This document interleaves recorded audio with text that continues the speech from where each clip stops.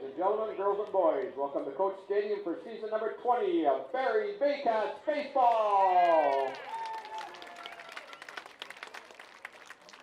Tonight's Intercounty Baseball League semifinal playoff game features the visiting Toronto Maple Leafs and your 2019 IBL champion, Barrie Baycats.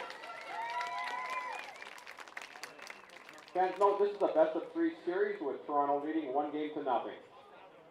Here's the starting lineup. First for the Toronto Maple Leafs, managed by Damon Toppoli. Leading off at first base, number 5, Jordan Casaldo. Batting second and catching, number 9, Justin Mara. Batting third, the designated hitter, number 33, Sean Riley. Batting fourth, the second baseman, number 4, Garrett Takamatsu. Batting fifth in right field, number 24, Marcus Connect. Batting sixth, the third baseman, number 17, John Salazzo. Batting seventh, the shortstop, number 6, Dan Mara. Batting eighth, the left fielder, number 20, Chandler McLaren. And batting ninth, the center fielder, number 3, Connor Lewis. Pitching for the Maple Leafs this afternoon, number 23, Justin Ciccatello.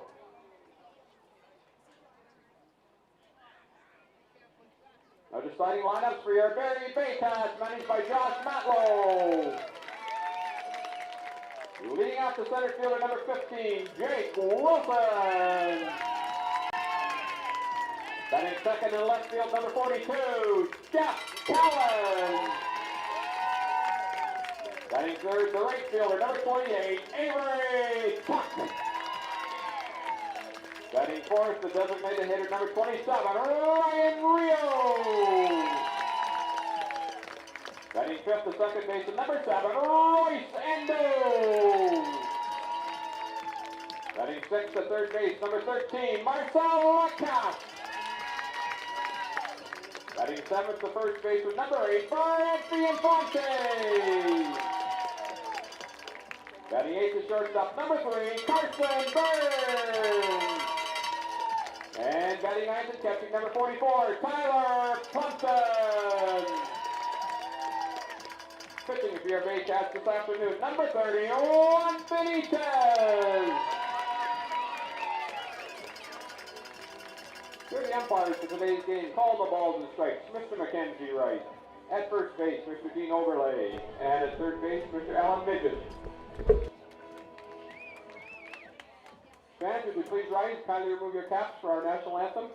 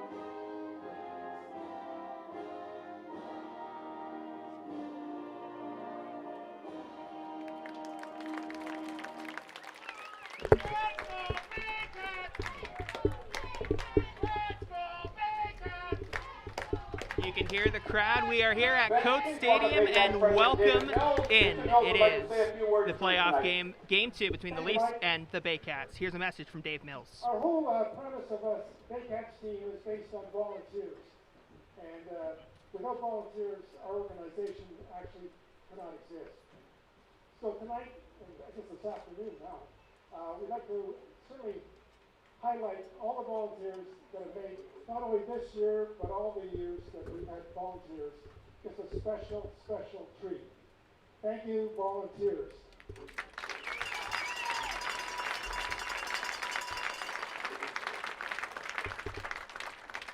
There are two volunteers that I want to highlight this afternoon, and they've indicated that they will not be returning for the 2022 season.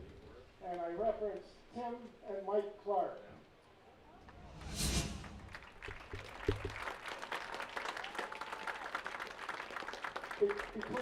Between the two of the brothers, they have 37 years combined in volunteering for the Baycats. Tim is our official scorekeeper and statistician, and Tim joined us in 2003. And he looks after all the stats, and not only that, he knows of the 200 players that we have had come through Baycats. He has stats on every one of them.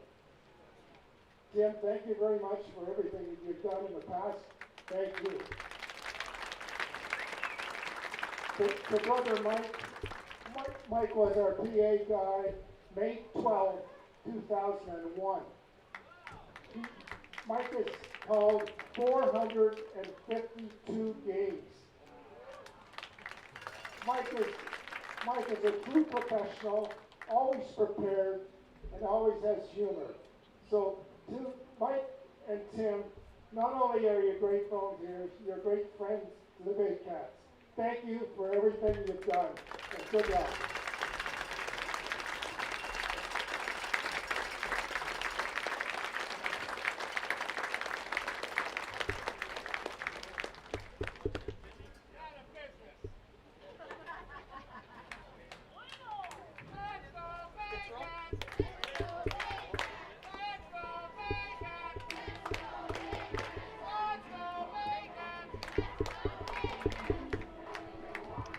That was Baycats President David Mills. Welcome into Baycats TV. It's the Toronto Maple Leafs.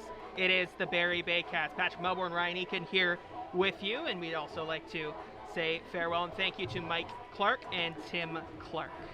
All right, Ryan, it is Game 2 between the Baycats and the Maple Leafs. Game 1 went Toronto's way, but it's Juan Benitez on the hill for the Baycats to try and switch things around today. A must-win game for the Baycats, and they have the exact guy they want on the mound for them, Juan Benitez. He's been their ace all season. He's going to have to be their ace tonight if they want to keep their season going for one more day. Let's get the starting lineups for first the Toronto Maple Leafs, who are about to take to the batter's box. Jordan Castaldo will lead things off for Damon Toppoli, playing first base. Then Justin Marr, the catcher, will bat second. Sean Riley, the DH, will bat third. Garrett Takamatsu is in the cleanup spot, playing second base. Then Marcus Connect batting fifth. Jonathan Solazzo, sixth, playing third. Dan Marr, the shortstop, batting seventh. Chandler McLaren is at left field batting eighth. He's in for Grant Samani. And then Connor Lewis, the speedy center fielder, is batting ninth. They'll be facing on the hill the Baycats ace Juan Benitez. So far this season, well, the regular season's complete, and we've got stats for him. 5-2 with 3.04 ERA, 46 strikeouts, 21 walks, and he had an awfully good first playoff appearance. We'll get to that more in just a moment. But first, Jordan Castaldo will stand in, and we're about to get Game 2 underway at Coates Stadium.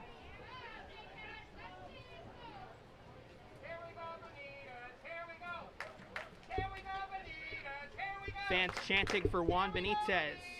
He's ready in the Baycats' home white uniforms. Kicks, fires. Castaldo takes a strike, and we're underway. And there's so much history as Jordan Castaldo returns for his first playoff game in Barrie in another uniform. Jordan Castaldo comes to the Baycats in 2013, and they go on this run of six straight IBL championships. And tonight he can be a part of the team that ends the Baycats dynasty. Left field, going back and jumping, and it's gone. Jordan Castaldo for the Toronto Maple Leafs gets it started, and it's 1-0 Toronto. I was just mentioning how Jordan Castaldo came in here in a trade from the Maple Leafs and began that Baycats dynasty, and he leads off tonight's game with what he does so often in clutch games, a home run. There aren't too many people as familiar with Coates Stadium as Jordan Castaldo, and he just used it to his benefit there. Second pitch of the game, and he hit it out. And now Barrie's going to be playing from behind early on. Here's Justin Marr, the catcher. Number 9, Justin Marr.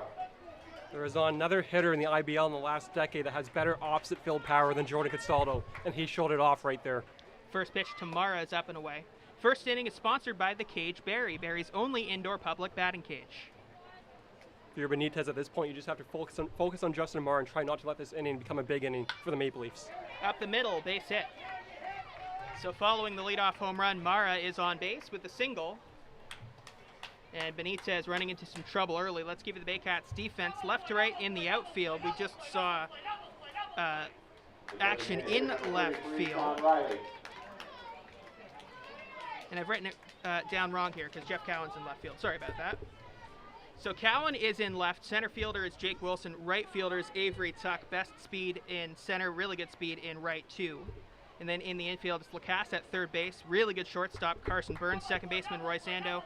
First baseman's Branfy Infante. Behind the plate, Tyler Plumpton for Juan Benitez. If you look at this Baycats lineup, this is the best defensive lineup they can possibly field, and that's what Josh Matlow, Baycats manager, is doing tonight. First pitch, a strike to Sean Riley. And Riley's another guy that everybody's watching because he's been in the league so long. Won an MVP Such a with the big threat. Baycats back in 2011. Another MVP type year again. Here's the pitch to Riley, and that one's hit up the middle for a base hit. So two straight singles right up the middle. Wilson will field it, throw it into Burns, and the Toronto Maple Leafs have 2 on with nobody out after the home run. And you look at this Maple Leafs lineup, you think, okay, Costello hits a home run, Mara hits a base hit, and Sean Riley hits a base hit, but it might get a little bit easier. It doesn't. Garrett Takamatsu, he was nearing a Triple Crown all season, Patrick, and now he comes up as a cleanup hitter for the Maple Leafs. Well, it's a tough challenge against any of these playoff teams for both these teams, and they're both good offenses. And Benitez, when he's on, he's good throughout the whole game, but most of the time it takes him just a little bit to get into his complete groove. Today, the early going's been a bit rough for him. Here's Takamatsu. Righty-righty matchup. Takamatsu takes the first pitch upstairs. And if you're Benitez, you're still a ground ball away from this being a relatively easy inning relative to what it could have been. Yeah, and nobody thinks this game's going to finish 1-0. Let's be honest. Here's the pitch. Takes it again upstairs, 2-0. Maple Leafs wearing their dark blue road uniforms. We've seen them in the powder blues at times this year.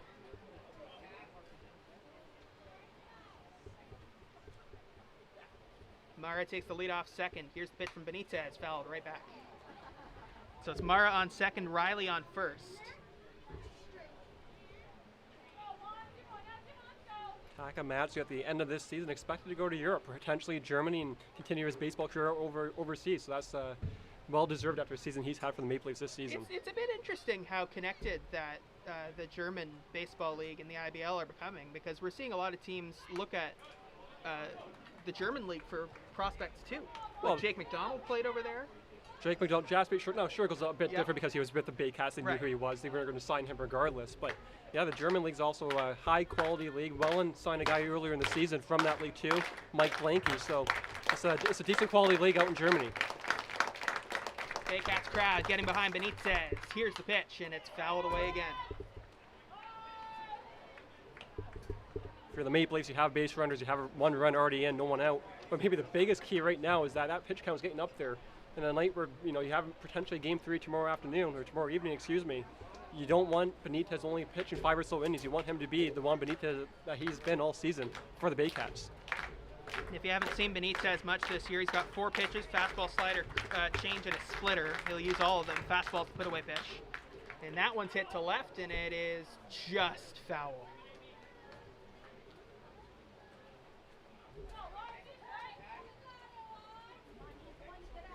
Seventh pitch of this at-bat coming up here. Toronto 1, Barrie nothing here on Baycats TV. Thanks for joining us. It is just getting started here at Coates Stadium. Semi-final Game 2 between these two teams. Kicks and throws, inside and high. So that'll make the count 3-2. Some might ask, 3-2 count. Will Riley be on the move for first base? Will Moore be on the move at second base? There's no chance of that. Both runners below average base runners. Lacasse will be looking for a ground ball to turn 2. Runner going, and it's fouled away. In a sense, that can make sense. Moore a little bit, Yeah, clearly a bit faster than Riley. You were just completely wrong. You're right right. there. You're right, Pat. That's fair. I can't. I've That's been a cop out. there. That's a I've cop been there. out. That's a cop out by me. But I will say at least Mara did run from second base, Yeah. Riley staying at first base, but you're right. I can't. Yeah, don't worry, we've all been there. I should have said there's a low percentage chance, not no chance. Never say no chance in baseball. They'll Exactly. always bite you. Here's the pitch from Benitez. Again, fouled off. Takamatsu, a really nice at-bat here. Pitch number 10 coming up for Takamatsu. Excuse me, Benitez to Takamatsu in this at-bat.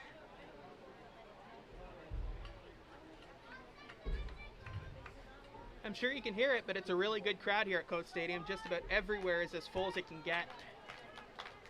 And that includes some fans out in the outfield. Yeah. Not many, but some. Pitch from Juan, upstairs and inside, and ball 4. So the bases will be loaded with nobody out in the first, and Juan Benitez's inning is going about as differently as he could have imagined it. The right fielder, number 24, Marcus Connect. And Marcus Connect has been one of the hottest hitters in the IBL. Right now, Sean Riley is putting up video game-like numbers for the Maple Leafs. But if there's a second guy that you can look at in this Maple Leafs lineup and say, this guy's red hot, and we want him up and the bases loaded, no one out spot, it's Marcus Connect, who began the season in the Atlantic League with West Virginia. Both these lineups are pretty similar to where the top 5 spots are really, really powerful, and then after that, it's guys who are a little bit streakier. First pitch of ball, 1-0. We saw it last series too with Welland. You go through the Griffin colors, the Dan Tofflins, Yep. but after you get past those guys, you know, it becomes a lot easier, I guess you can need say. to take your opportunities. 100%. Baycats did. Here's a pitch from Benitez. Hit to left. This one's trouble at the wall, and it's over the wall.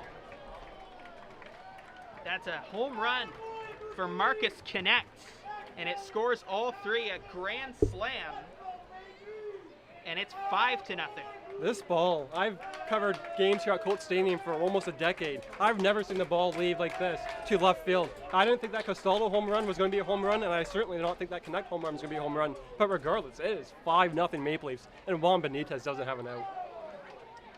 So Benitez really The third baseman, struggling in the 17, first John inning. Salazzo. Castaldo home run, and then Mara, Riley, and Takamatsu all loaded the bases, and Connect just drove them all home with one swing of the bat. And Patrick, at this point, don't you think you have to at least get someone up in the bullpen? Maybe Benitez settles down and pitch 5, 6 innings, 7 innings, but you have to think a Brad Grievenson, a Brandon Hillier, someone has to get up in that Baycats bullpen. It's do or die tonight. 0-1 to Jonathan Salazzo. That one's hit. Over to first, and Fonte is going to realize it's foul. No, they're going to call him Oh, out. he's out. Why didn't he run? That ball was definitely a foul ball. And I think the Well, first base umpire was also of that mindset, The but way he had to make they're the call. going to have a conference, because it did look fair to me, but I was wondering why he wasn't running. Well, you could hear the ball clearly go off its foot in this spot. But I agree, you have to run regardless. You have to, Yeah, you do. regardless of what you think's the call. Benitez is a guy, by the way, that does heat up farther into games. They're going to call it a foul ball? No, they're going to call him out. Oh, wow. He's still standing there, so That is, John Salazzo is out on a ground ball, and he didn't run. you don't see that play often because often you can hear a foul ball as you did on that one, but Juan Benitez will take any out he can get at this point. I mean, it looked like it was in fair territory. Branfi and Fonte moved over to field it, and with great hesitations himself too, but yeah, but I mean, you have to feel it, right? Oh, Here's 100%. pitch from Benitez to the next hitter, Dan Mara. It's a strikeout and one. What a bizarre inning, because we've seen Benitez start a little bit slow lately, but he usually gets out of any first inning jams. But today that has not happened, and now that play.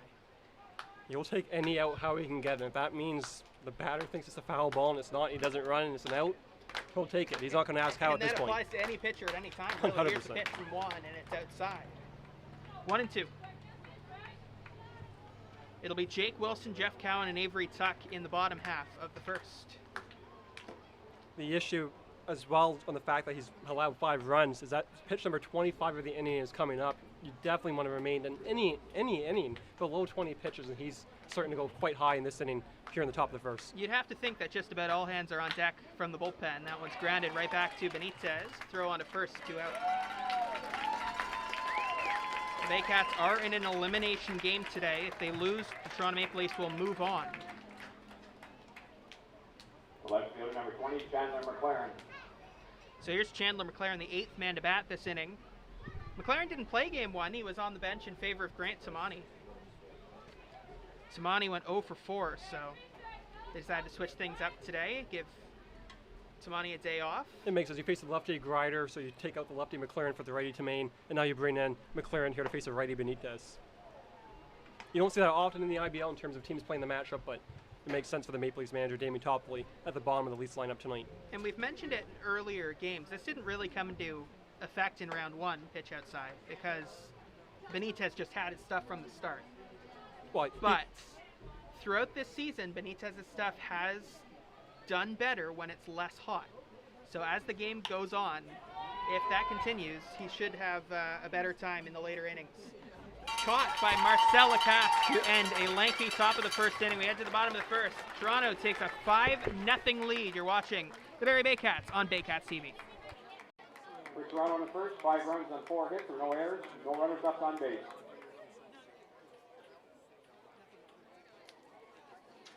Those fans on the left and right field line, for your own safety, please be aware of batted or thrown balls leaving the field of play and the possibility of serious injury.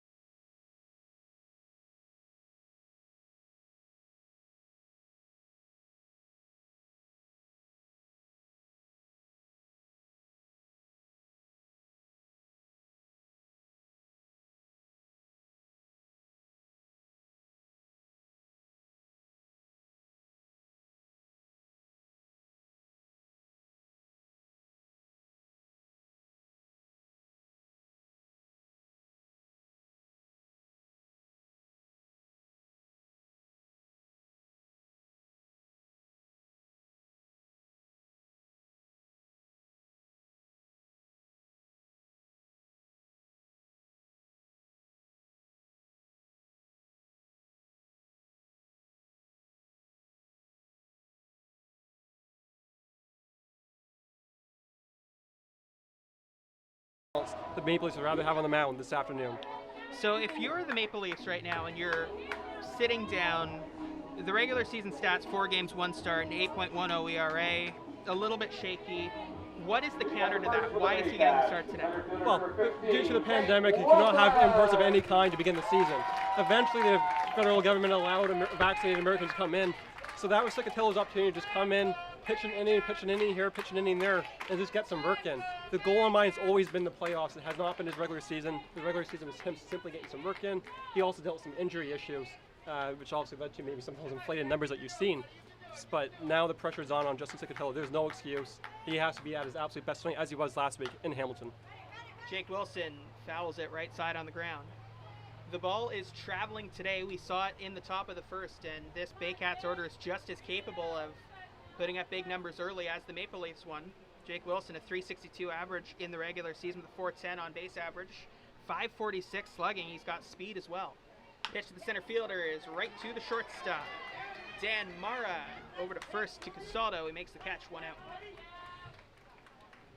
Defense for the Toronto Maple Leafs for Damon Topley, left to right in the outfield. You'll have Chandler McLaren in left, Connor Lewis in center, Marcus Connect in right, best speed in center. In the infield, John Salazzo is at third base, Dan Mara at shortstop. Second baseman's Garrett Takamatsu. First baseman is Jordan Castaldo. Behind the plate, Justin Mara for Justin Cicatello. So here's Jeff Cowan. He led the entire Baycats team in the regular season on base average. Takes a strike there. It should be noted, if the Baycats do lose this game, this will be the end of the line for Jeff Cowan after just an outstanding time with the Baycats. He came here in 2006 and has been one of the great iconic Baycat players in franchise history. Left side, that's fair. Cowan will have extra bases. This one will go all the way to the warning track. Cowan to second. Throw might beat him and he's out. It looked like he'd have extra bases, but the ball died once it hit the ground. And Cowan is out trying to extend. Hard to blame him for trying to extend. It looked like a double off the bat. You do that play 100 times over again. Jeff Cowan will be safe at second base 99 times. That is also a great throw by Chandler McLaren, right on target, coming in for Grant Tamain a game ago, excuse me. We both have one now, by the way. He won't steal at second. It will be a double. Patrick, it's the first inning. It could be a long night for us. Avery Tuck. There are 2 out in the bottom of the first. Tuck to third base. Salazzo makes the play, and it's a quick 1-2-3 inning for Justin Chicatello in the bottom of the first. Second inning coming up. You're watching the Barrie Baycats and the Toronto Maple Leafs Game 2 semifinal playoff series on Baycats TV. For Barrie first, no runs on 1 hit, no errors, no runners left on base.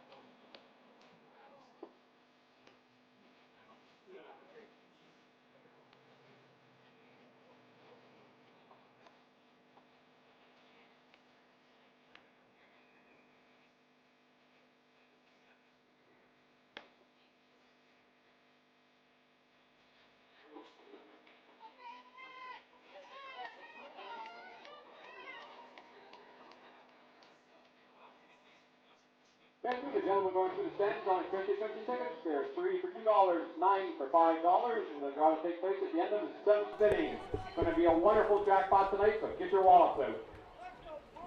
Second inning is sponsored by Kingdom Bounce, specializing in kid-friendly inflatable structures. Visit them at kingdombounce.com.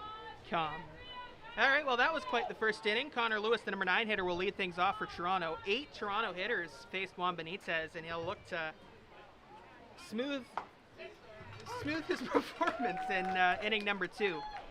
Well, the Maple Leafs like who they have leading off this inning, and Connor Lewis, the number 9 hitter. He's that classic second leadoff guy in the 9 hole. He can bunt, put the ball in play, he can steal bases. It's a nice number 9 hitter to have for the Maple Leafs. Baycats played with that idea throughout the season too, not doing it today. That's a base hit up the middle. Lewis is on board too. So Benitez has given up a couple of those small base hits through the center. The positive with that is it's weak contact. And if you get a little bit luckier later in the game, you're probably going to be okay. Through the course of a season, through a playoff run, absolutely. The issue here is 5-0 in an elimination game, absolutely. Through the course of a season, you get hit. But you also can't turn back time, so you're just you need to go back out there if you're Juan. In my mind, if you're Juan Benitez, you need to go back out there as if this is inning number 1. And look how he finished the first inning. There was lots of positives for Benitez, so it's just a matter of hopefully the second time for him, anyways. Second time through this order, he has better success against the Castallos and Mars and Rileys of the world.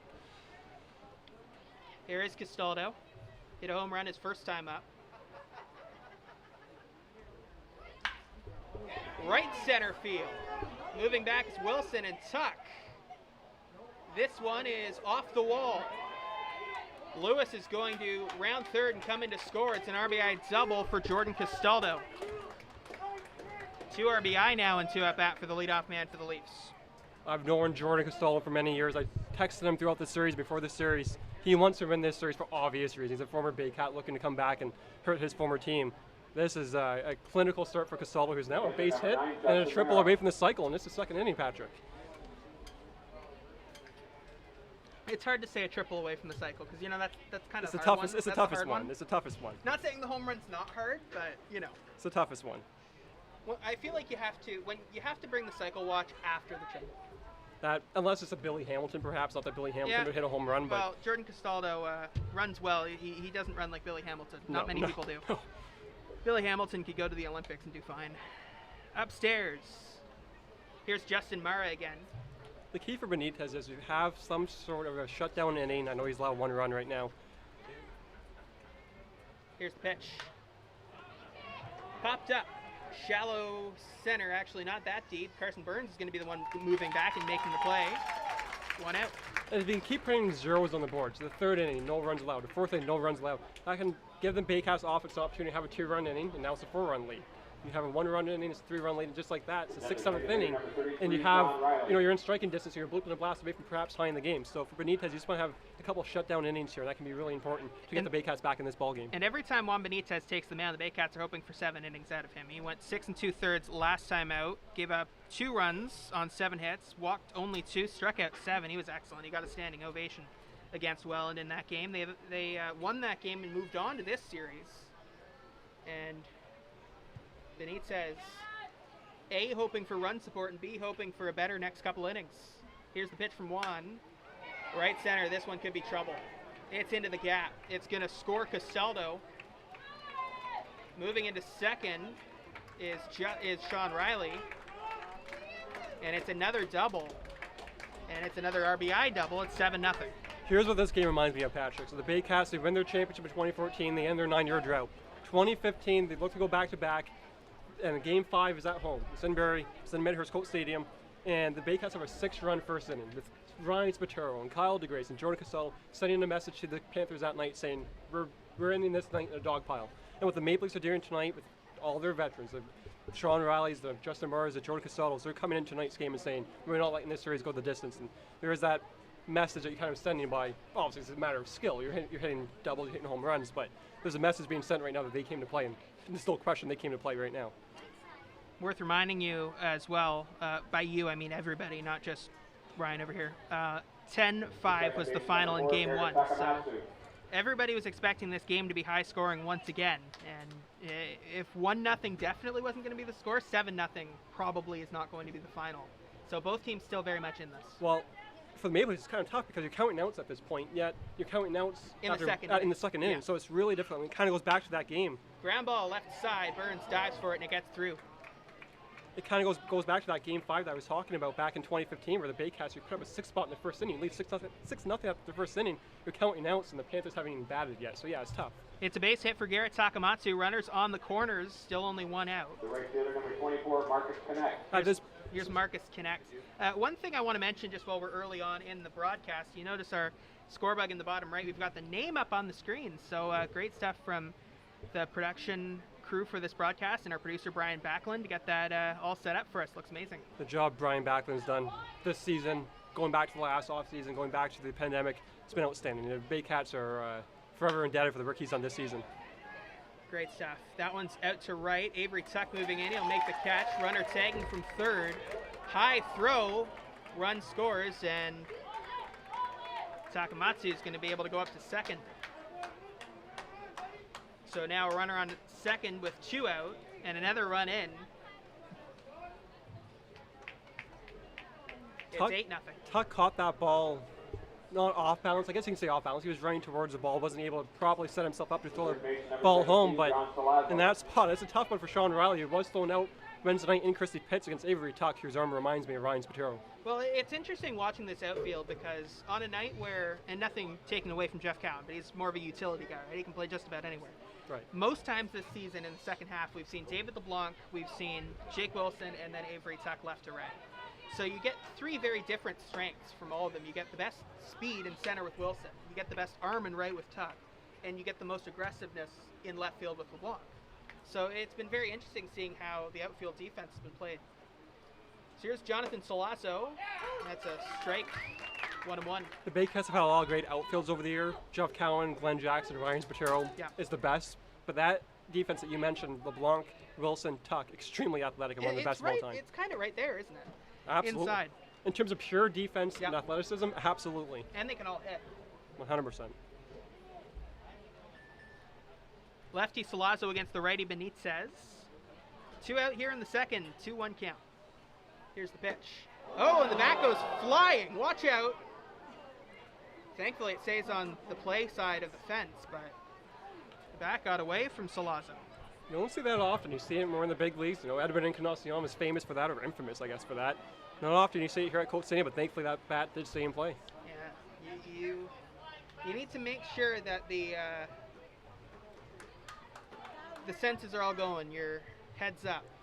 when Especially you're down that standing- first baseline, with yeah. foul balls especially. Both lines, really, right? 100%. If you're right behind the screen, you can almost sneak a peek at your phone every once in a while, but if you're standing down there, you need to be heads up. Here's the pitch from Benitez. That is a foul ball. Testing my theory because it goes over the screen, but it goes back behind everybody.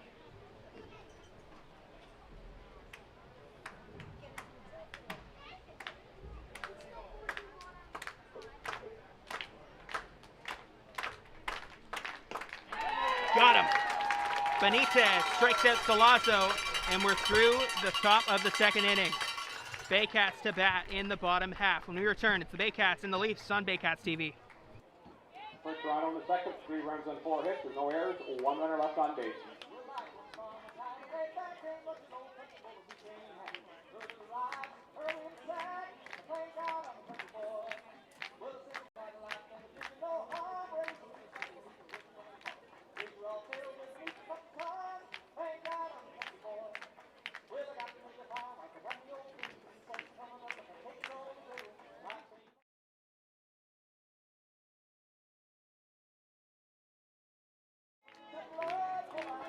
Hey, Baycats fans, how we doing?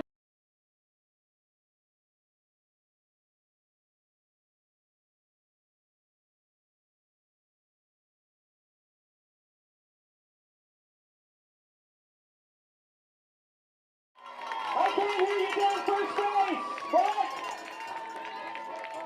Third base. Make some noise. All right, we got to stay in this, guys. We're going to stay in this. We got lots of giveaways this afternoon at the ballpark. $50 gift cards to the Baycat shop, Baycat swag, and a whole lot more. We got to get back to Christie Pits tomorrow night. So make sure you're involved with the 2-strike clap. Make sure you're on your feet for these Baycats. They've worked so hard for you this season in a very different kind of looking season, and they want to win here in front of the home crowd. So one more time, let me hear you, Baycat fans. Let's do this! Rob Daniels, the in-game host of the Barrie Baycats. And he mentioned the Baycats shop. Shop Baycats is your one-stop stop for all things Baycats, from jerseys, hoodies, t-shirts, hats, and fan gear. Shop Baycats, powered by Starting Lineup Uniforms and Apparel, has it all. Visit Shop Baycats today to get all decked out in Baycat swag. Chance for Ryan Rio will lead off the second inning for the Baycats. The designated hitter number 27, Ryan Rio. Well, this sport is the most unpredictable, I think, of the major North American sports. Yeah, but if you go up 6-0 in the first period in hockey, that's pretty much it. 8-0 in baseball with these two teams. Rio to center, that's a base hit. So Ryan Rio getting things started in the Baycats half of the second, and Rio and Cowan. In a year that's been very good to the Baycats on the offensive side of things, Rio and Cowan may be the two best on the offensive side. Beginning of the season, there was Jake Wilson, Yeah. Brad Hawk beginning of the season, it was a double for Shane. But also, you look down the lineup. Barrie and Fonte has had moments, but he's been the Baycats best player. Yep. So Cass beginning of the season red hot. Yep. Fouled away. And Morris Amo comes in, my first time seeing him live, and he's been outstanding too. Yep. They're kind of a younger, more big hit shut down kind of player. So it's a deep Baycats lineup. You mentioned it. I think Barrie and Fonte doesn't get enough credit sometimes with how good he's been, or enough attention at least. And then Marcel Lacasse has been red hot at times this year. I understand with a guy like Fonte, he doesn't go to road games, he's been injured at times, but he's had an But outstanding season for the when he's on the field, he's been one of their best players by a lot. And he can play all over. Yep. Playing first base today. And this is a Baycats team that, even though it looks a little different than years past, that's on the ground, right side foul. It's a younger team. Obviously it's impossible for me to know right now what the future holds, but there's guys who you would think could come back in the future and have an impact in years to come. So it's an exciting team to watch. There are pros and cons of having a young team, because sometimes you have guys too young, they still have aspirations for professional baseball. That Yep. can be an issue. Not every team has that issue. Yep. Inside. Yeah, it's very much an equal thing between all the teams for that because. Ryan Rio is capable of playing summer in the Frontier. Yep. Right, and Jake Wilson absolutely can. Well, ground ball third base side, and it's foul. Trying to play it with Salazzo, but it will be called foul. But you mentioned it. It's the same thing as in the Frontier League in a way, where guys almost get a couple of them have been stolen by IBL teams this year. Avery Tuck started this season in the Frontier League and has been fantastic with the Baycats. So leagues pay attention to each other. Absolutely, these pay attention to each other. There's no question about that. Wallen, before last series, losing two of their top bats, and Cole Wolf and Brendan Dadson. So teams pay attention. Fouled away. Was it Welland this year that picked up somebody on the signing deadline who's going to be in the MLB draft? Yeah, they did. Yeah. Owen Diataria. Yep. I think I butchered that last name, but he's going to be perhaps as high as the first round pick. Yeah. Draft. He plays at Alabama. He's a pretty decent baseball skill last year. How great is that for the league, though, to see guys at that level playing outside? He may be, when we look back 15, 20 years ago, the biggest name, but this league has had John Axel Yep. before he got drafted, Scott Diamond before he got drafted, Pete Orr, Yep. and then afterward, Paul Swalger got his MLB days. Frank Garces, a former Baycat. Yep. Right field, that one is going to get down. Roy Sando. So Rio slides into second. The ball goes by everybody there. Salazzo fields it. The Baycats have 2 on with nobody out. Ryan Rio in the cleanup spot, and Roy Sando, you're used to seeing him in the 2 spot with Jeff Cowan back, though. He's down in the 5, and he's hitting just as well as he has for days. Ando had a run in game 1 of this series, a hit as well, and 5 at-bats. We were mentioning how once you get to the first 1 to 6 guys in the lineup, a lot of these teams in the league, the lineup's weakened, but you look at the Baycats lineup tonight. It doesn't. No, it doesn't. And it did a couple nights ago. You know, we had no Jeff Cowan to begin the game and so on, but this is a legitimate lineup that can put up in the spot. Now, mind you, the issue with that is Right. if the Baycats put up an 8 spot, then the Maple Leafs will get shot for the rest of the night. But it is. Well, you're right. It's a deep lineup. Like, the 1 to 7 are all really good hitters. Burns is capable of really good nights. Plumpton is capable of good nights. That one is hit to the left side, and it's going to go well out of play.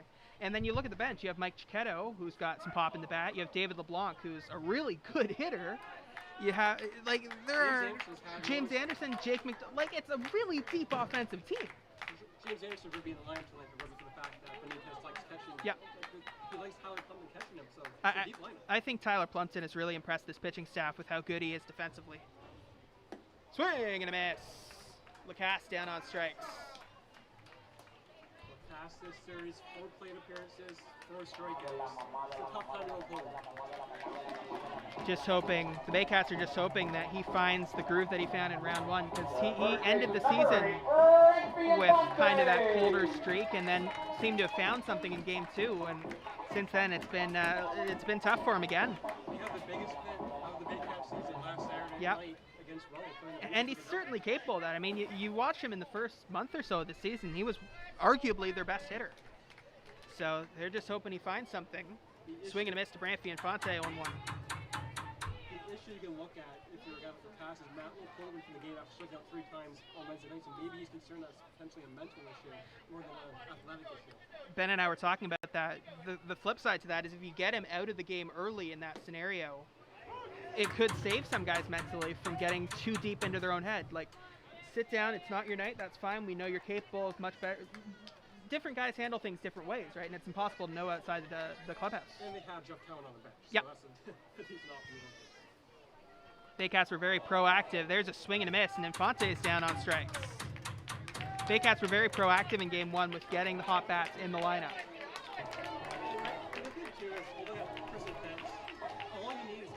Shortstop number 3, Carson Burns.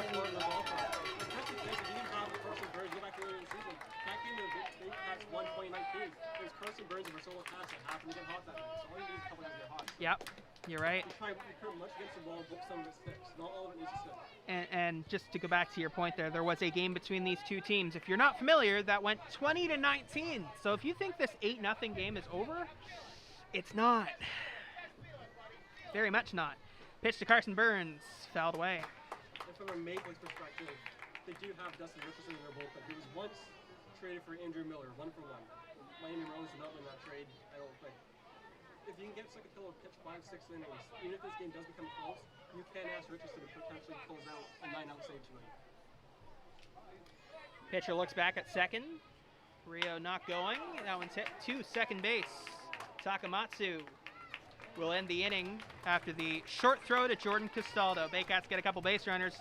Still 8-0 Leafs as we head to the third inning. Baycats and Leafs, Game 2 on Baycats TV.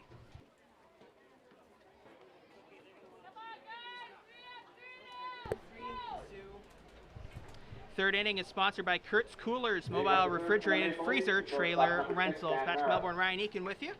It is Game 2 of the Inter-County Baseball League semifinals, postseason baseball. The Leafs won Game 1 10-5. They're up in Game 2 8-0. Baycats trying to switch their fortunes around. Still early in this one. It's only the third. First pitch from Juan Benitez just gets the strike zone to Dan Mara, the shortstop. And if you're Benitez, you have to have a shutdown inning. Not one run, not two runs. You have to have a shutdown inning for the Baycats. Off speed from Benitez gets laced to center field. A leadoff single.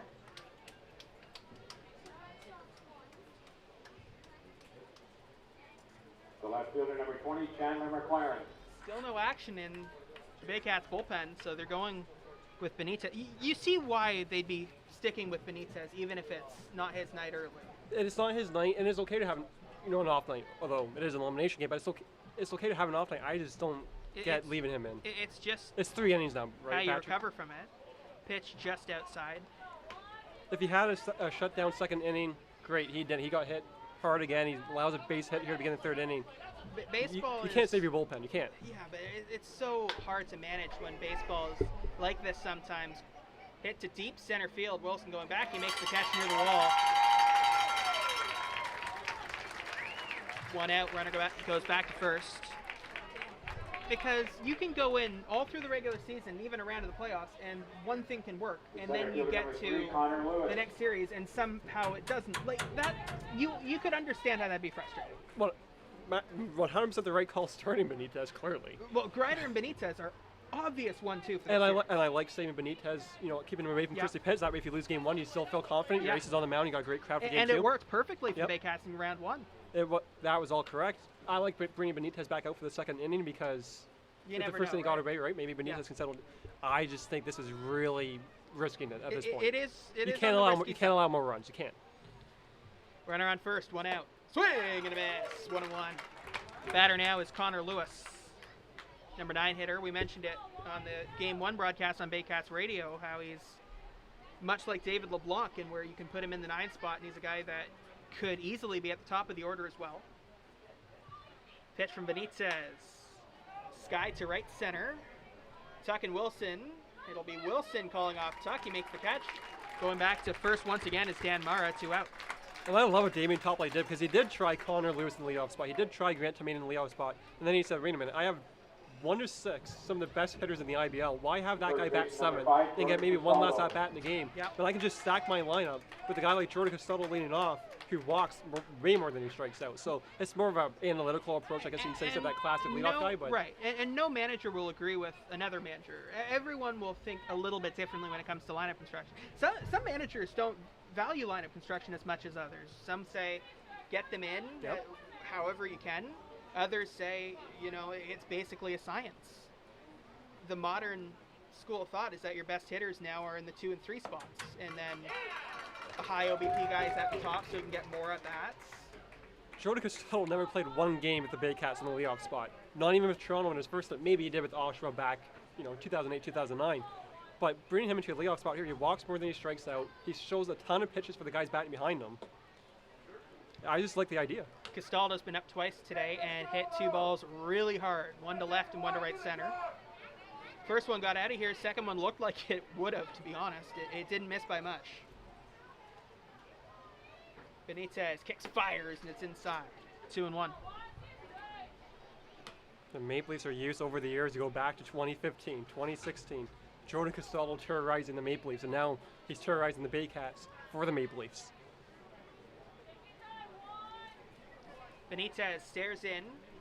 Castaldo going through his batting stance, and he takes a pitch down low, gets away from Plumpton a little bit. Mentioned how Benitez it doesn't surprise me at all to hear that Benitez likes pitching Plumpton, because all these pitchers seem to. He's the guy who might not be quite as strong at bat as Jake McDonald or James Anderson, but he is such a good defender, and the pitchers seem to be in sync with him almost all the time. And, as there's a wild pitch, but of course right there, right? But most of the time, the pitchers seem to be directly in sync with Tyler Plumpton. And that's going to end his night. Juan Benitez, he just didn't have it tonight.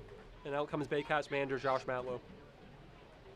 Pitching change on Baycats TV as Benitez walks Jordan Castaldo, and he's not going to get to face the heart of this order for a third time. We'll step away.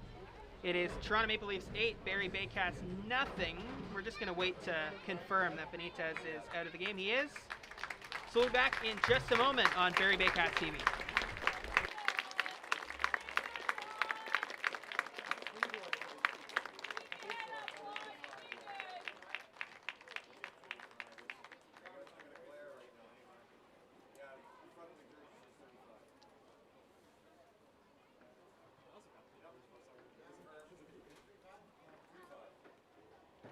Defensive change for the Baycats in the pitch, number 35, Riley Hoover.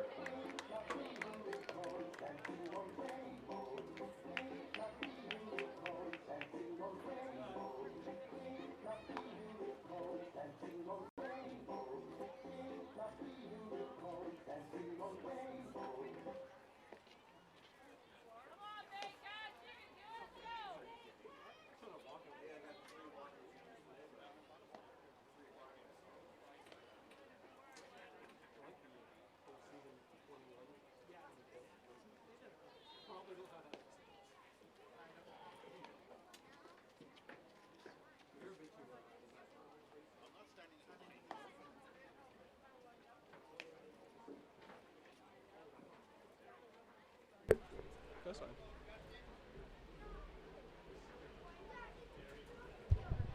The catcher, number 9, Justin Mara. Riley Hoover comes in for the Barrie Baycats this season, 9 1/3 innings pitched, 8.67 ERA. He's a guy that has looked good at times and at other times has struggled, struck out 5, walked 2. And the Baycats will be asking him, Ryan, for length today. The idea with this is he's a left-handed pitcher. Perhaps he can, mix up what Benitez offered in the first 2 innings, 2 2/3 of an inning. He's going to face a lot of lefties, right? Mara, Castaldo, McLaren, a few others. So the idea here is you hope that lefty matchup can help close the deal help stop the bleeding, I guess you can say, and get the Baycats back in this ball game. And it's a different look with the lefty pitcher compared to the righty. For sure. Benitez.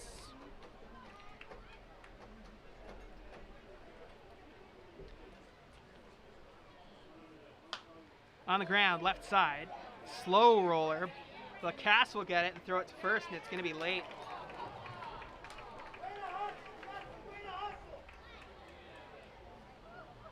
Just trying to get more on Riley Hoover. Well, you look at Hoover, his first appearance in the IBL came against Welland on a night where Josh Matlow had a bat in the Baycats lineup, and the Baycats won. And they won because Riley Hoover gave the Baycats 4 great innings to begin that ball game. And yeah, he had a tough outing to end the regular season, his last regular season appearance against Brantford. But he can be a useful arm, I think, out of the Baycats bullpen, and they're going to need him to be tonight. As Chris Cox heads down to the Baycats bullpen. Chris Cox, another guy who can give you innings. They've used him more in a setup role this season, but when he first came over, you'll remember they actually thought about using him as a starter. Yep. So he's a guy that could go 3 or 4 innings for you if they decide to go that route. Right now, though, it's up to Riley Hoover to give one of his better performances on the year. Lefty kicks, fires, and it's a swing and a miss. Sean Riley with a big cut, 0-1. He may have been sitting fastball on that one. I think you're right. But this is the whole idea, right? You got Benitez who throws 91, 92. Hoover does not come close to that. It's a different mix. Yep, it's a completely different look. Even though this is a lefty on righty, which isn't an advantage for Hoover. Here's the pitch. That's a strike going too, this time looking. Both breaking pitches are the first 2 pitches of this at-bat. Big pitch here. Crowd getting behind the Baycats. Lefty Hoover against the righty Sean Riley. Kicks, throws, outside. We'll do it again. It'd be quite impressive if Riley Hoover can come into this game and get Sean Riley out with the bases loaded, who's been the best hitter in the IBL this season, and especially in the playoffs, in this spot. Riley has faced Toronto once this season. It went okay. The team got the win, but he gave up 4 runs. Swinging a foul off.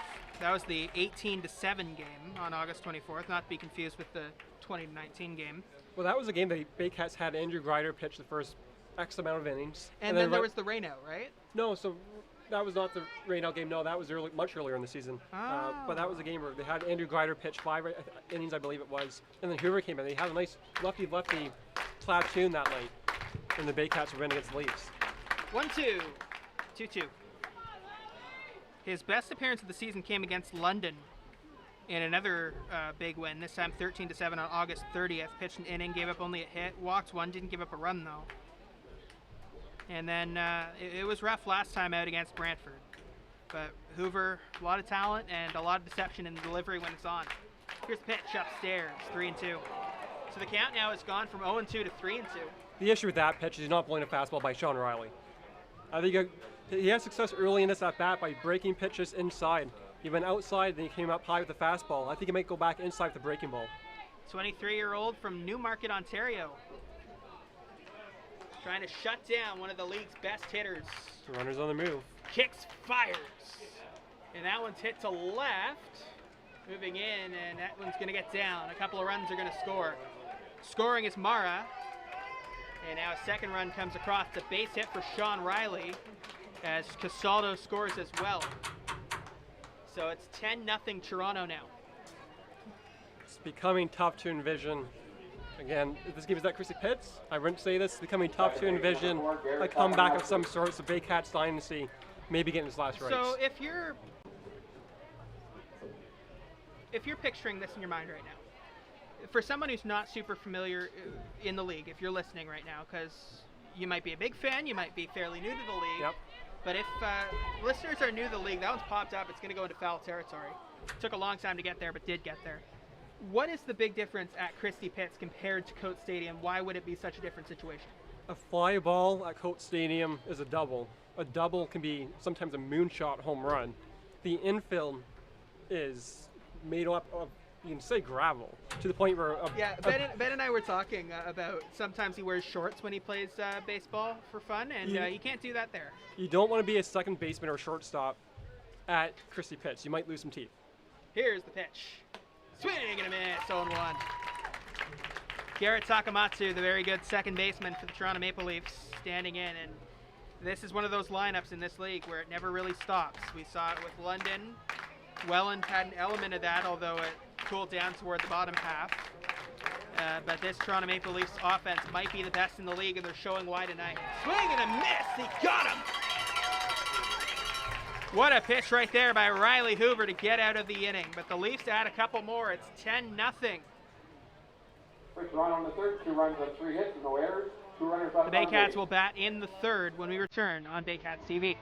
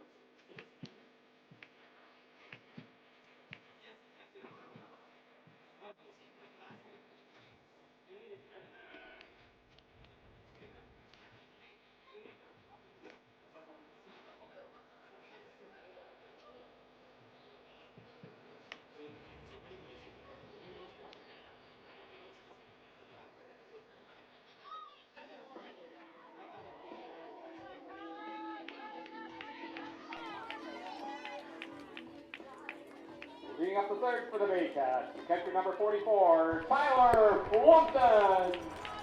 Tyler Plumpton leads things off in the bottom of the third inning. Thanks for joining us here on Baycats TV. Patrick Melbourne, Ryan Eakin with you. If necessary, we'll have Game 3 for you on Baycats Radio. That would be tomorrow. For more details, head to Baycats social media or baycats.com. First pitch, line right to the third baseman, Jonathan Solazzo, 1 out. It's tough for Tyler Plumpton. You come first at bat of the game. The team's down 10-0. That doesn't happen often. The center fielder number 15, Jake Wilson. It's not like he's been super removed from it because he's behind the plate. So it's not like he's been standing in right field. So it's a little bit different. Yeah, you don't want to be a DH batting 9 and your team's down 10-0. That's tough. Here's the pitch, and Wilson takes the first pitch for a strike. Wilson wears number 15 on his back. He's been the leadoff hitter for the vast majority of this season. In fact, from Game 2, he missed Game 1. That one's hit to left field, left center, and it's going to get down. It might get all the way to the wall, gets to the warning track for sure. Wilson's got speed, and they're going to just bring it into the cutoff man at short. It's a double for Jake Wilson. And Ryan. Make some noise. Stay in this ball game. The leadoff situation with the Baycats has been one of the most interesting topics this year because there's so many directions they could have gone. For the first half, they had Noel McGarry-Doyle in left, and now they have Avery Tuck in right. Both those guys could be right there with the leadoff hitter, but since they got Jake Wilson, he's been their choice basically all year. Jake Wilson is the perfect IBL player because outside the first game he missed because he had a quarantine. He was coming back from Liberty University, he had a quarantine at that time. He has been at every game, as you mentioned, and he's been outstanding. He's a doubles machine, he can steal bases, he has a plus arm in the outfield, plus range, if not high end range. He has been left side, and it's through. Jeff Cowan with a base hit, moving Jake Wilson to third. And the Baycats have something going here in the third. He has been outstanding. I think the difference between him and Tuck is Tuck has a bit more power, so maybe you want to have Tuck up and Wilson's on base and Cowan's on base. That's really the only difference between the two. Even David LeBlanc is a guy that could be a leadoff candidate. But I remember I was watching the first game of the season with Noel McGarry-Doyle at the top of the order.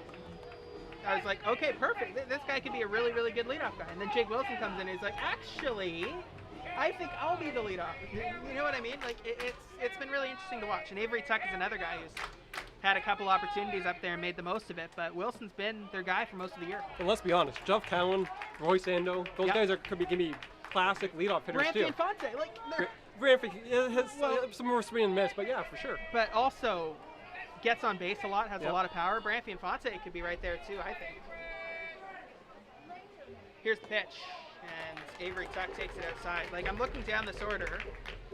You'd want Rio in the middle. You'd want Chiquetto in the middle. He's on the bench today. You'd want McDonald in the middle.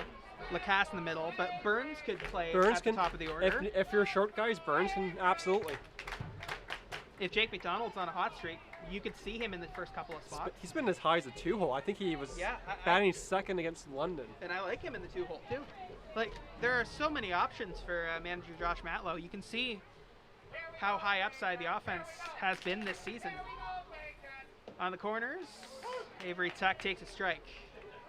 The downside of having a bunch of leadoff options is they don't hit a ton of home runs. They're in the middle of the pack when it comes to home runs. They have Ryan Rio, Avery Tuck, Marcel Lacasse, and so on, but they don't have a lot of true power out, especially to and I feel like as good at slugging as Ryan Rio is, there's a lot of doubles there and not a ton of home runs. Second for one, back to first, and it won't be in time. Jake Wilson scores, and the Baycats are on the board. It's 10-1. It's the Roy Baycats fans. We're on the board. We're on the board. Come on. Avery Tuck has really shown the power in the last part of the season. I think more than anybody expected, because he's a guy who we knew about the speed, we knew about the high contact skills, but now we're seeing the power as well. Yeah, you look at Avery Tuck. I was reading some stuff on Baseball America because going back to his time in high school, he was actually considered to be one of the top prospects in San Diego. If you're one of the top prospects out in San Diego, that's pretty impressive. It's so easy to see why Avery Tuck is highly regarded as a baseball player. He's been drafted twice. He has had time in independent ball. I'm sure if the season he's had with the Baycats. Right field, it's down, and Ryan Rio with a base hit. Speeding across and going to third is Tuck. And the Baycats once again have runners on the corners. I was going to say, the season Tuck's had, if he wants to get back into independent ball next season, he's at worst getting a look at training camp. His options are open. He can do pretty much what he likes, and I know the Baycats, if they could choose, I think he definitely would be an option for them. No question. Coming into this season, we're going to have Frank Garces, Jason Aquino, Andreas Sotillo, and good luck, certainly Rodriguez. Good luck forecasting next year's roster. Right? It's a lot of turnover. But Avery Sack has impressed just about everybody. That one's fouled right away. If you're Ando in this spot, you just want a base hit. Turn that 10-1 game into a 10-2 game. Give the bat to Marcelo Lacasse. That's all you have to do for the Baycats if you're the Baycats at this point. Royce Ando, a guy who's hit second in every playoff game except this one, has played second base and very well as he finds his spot in the Baycats batting order as a regular. Sack takes the lead off third, Rio off first, and that one's fouled straight back. It's a decision that's paid off. For Baycats manager Josh Matlow, Cowan has 2 hits tonight in 2 at-bats. Ando has a hit himself, so yeah, they're down 10-1, but that little maneuver in terms of moving Ando down, putting Cowan up, it has worked. So, and I mentioned this, I feel like I mentioned this a little too much, to be honest, so I apologize if I've bored anybody with this particular point. But guys take a couple of games sometimes to get used to the IBL and get used to their new teams. And I think Ando was going through that at the end of the regular season, so it was misleading if you were to just look at the stat sheet. It didn't help that he took a ball to the face and had him miss an extended amount of time. That's never, an ideal scenario. But now that he's playing every day, right to short, on a bounce, he drops it, goes to second for the lead out, and they get the lead out to end the inning. But the Baycats get on the board. It is 10-1 now as we head to the 4th inning. We'll finish up that point when we return on Barrie Baycats TV. For Barrie in the third, 1 run and 3 hits, and no errors, 2 runners left on base.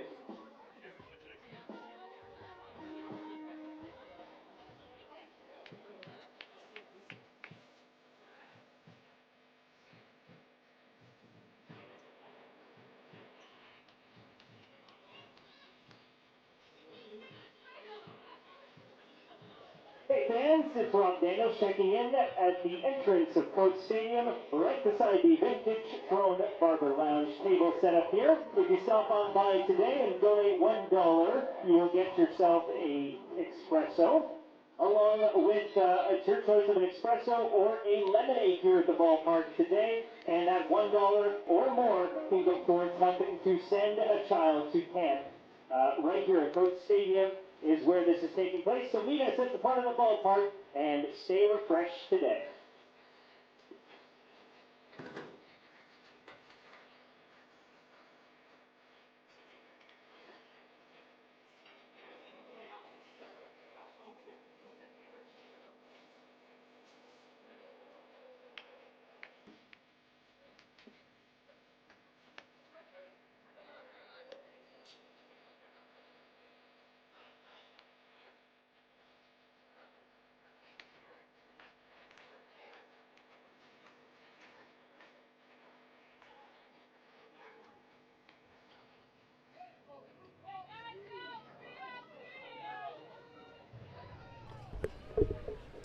Fourth inning, once again sponsored by The Cage, Barrie's only indoor public batting cage. Right fielder number 24, Marcus Connect. Marcus Connect leads things off, right fielder for the Maple Leafs. And a good one against Riley Hoover, who's coming in for his first full inning of work. Lefty pitcher against righty hitter. Here's the pitch, and it is just outside. Just finishing off our point from the last half inning about guys taking a couple of games sometimes. But once you get established, like Royce Ando has, I think it's a lot easier to move them around the batting order. Even coming back to a team that you played for in the past, it's tough because Marcus Connect's one of the best players in the IBL, for example. Talk about the Maple Leafs for a second. Yeah. He started the season in the Atlantic League with West Virginia. Who's left side, Lacasse, nice play. Throw on to first. Marcel Lacasse, 1 out. We talk about West Virginia. That's one of the best, leagues. Independent. The Atlantic League is the best independent league in North America. He comes back to the IBL. He is struggling badly. He didn't get going until 3 or 4 weeks ago. So it goes to show how great the IBL can be, even in a season where there's not many imports. You see leagues that have import players or foreign players or whatever, different leagues call them different things, right? But players that aren't necessarily familiar with it, it does take some time sometimes to get used to it. Fouled off right side. And sometimes players aren't expecting weather conditions. Just it's tougher than it looks on paper. Well, the Dominican comes over and he plays here in early May, a Thursday night game. That can be 12 degrees and windy and rainy. Inside. And some places are more humid than others, and some places are colder than late. It's not just, you can't look at a player on paper and assume he'll be the same everywhere. He did this in Double A. Sometimes it's a journey.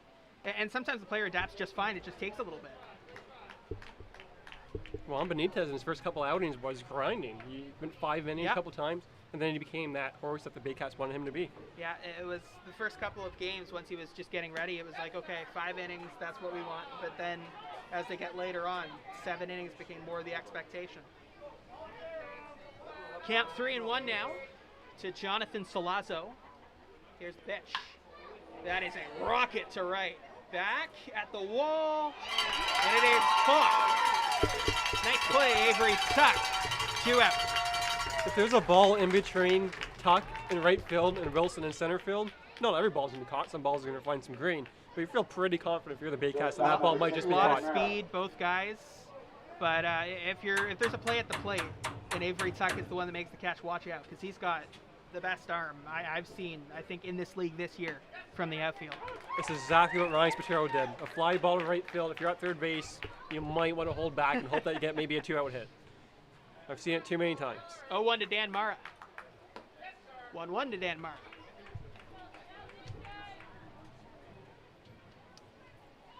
Maple Leafs took an early lead. It started with the first at-bat of this game, Jordan Castaldo, and soon enough they put 10 runs on the board. Baycats came back with a run of their own in the bottom of the third, but they still have some work to do on the offensive side of things. It was not Juan Benitez's night, and now it's up to the bullpen. 2-1. That's a strike, 2-2. Hoover looking to shut down the Maple Leafs for the first time in this ball game. The Maple Leafs with 5 runs in the first, 3 runs in the second, and 2 runs in the third. Newmarket's Riley Hoover on the hill now. Pitch way outside, 3-2. It's only mostly breaking balls, to be expected. If you're curious on what the bullpen situation might look like, in game 1 we saw Mullen and Souls, Christian Mullen, Evan Souls. That's off the end of the bat, right side. Could be trouble. Won't be. Avery Tuck makes the play. And I guess my point about the bullpen will have to wait until the bottom of the 4th. We head to it. It's 10-1 Toronto on Baycats TV. First round on the 4th. No runs and no hits, no errors, and no runners left on base. How about one more round of applause for the Baycats defense that inning? That's what I'm talking about. Hey fans, checking in behind home plate this afternoon, introducing you to our social media contest. Yes, we hope you get social with us this afternoon. If you want to win $50 to the Baycats shop and also some free Baycats swag, what you have to do is upload an Instagram story here today at the ballpark, okay? Hopefully you know how to do that. If not, ask your neighbor, and then that way it gives you the opportunity to win big, okay? And what you want to do is tag us at Barrie Baycats. Use the hashtag Baycats. We will choose a winner later on in the game. And I suggest you take some photos of this beautiful ballpark here, Coates Stadium, probably the nicest ballpark in the Inter-County Baseball League. And take some photos of your favorite Baycats players, some video, tag us, and I wish you all luck, and I will check back in later with the winner.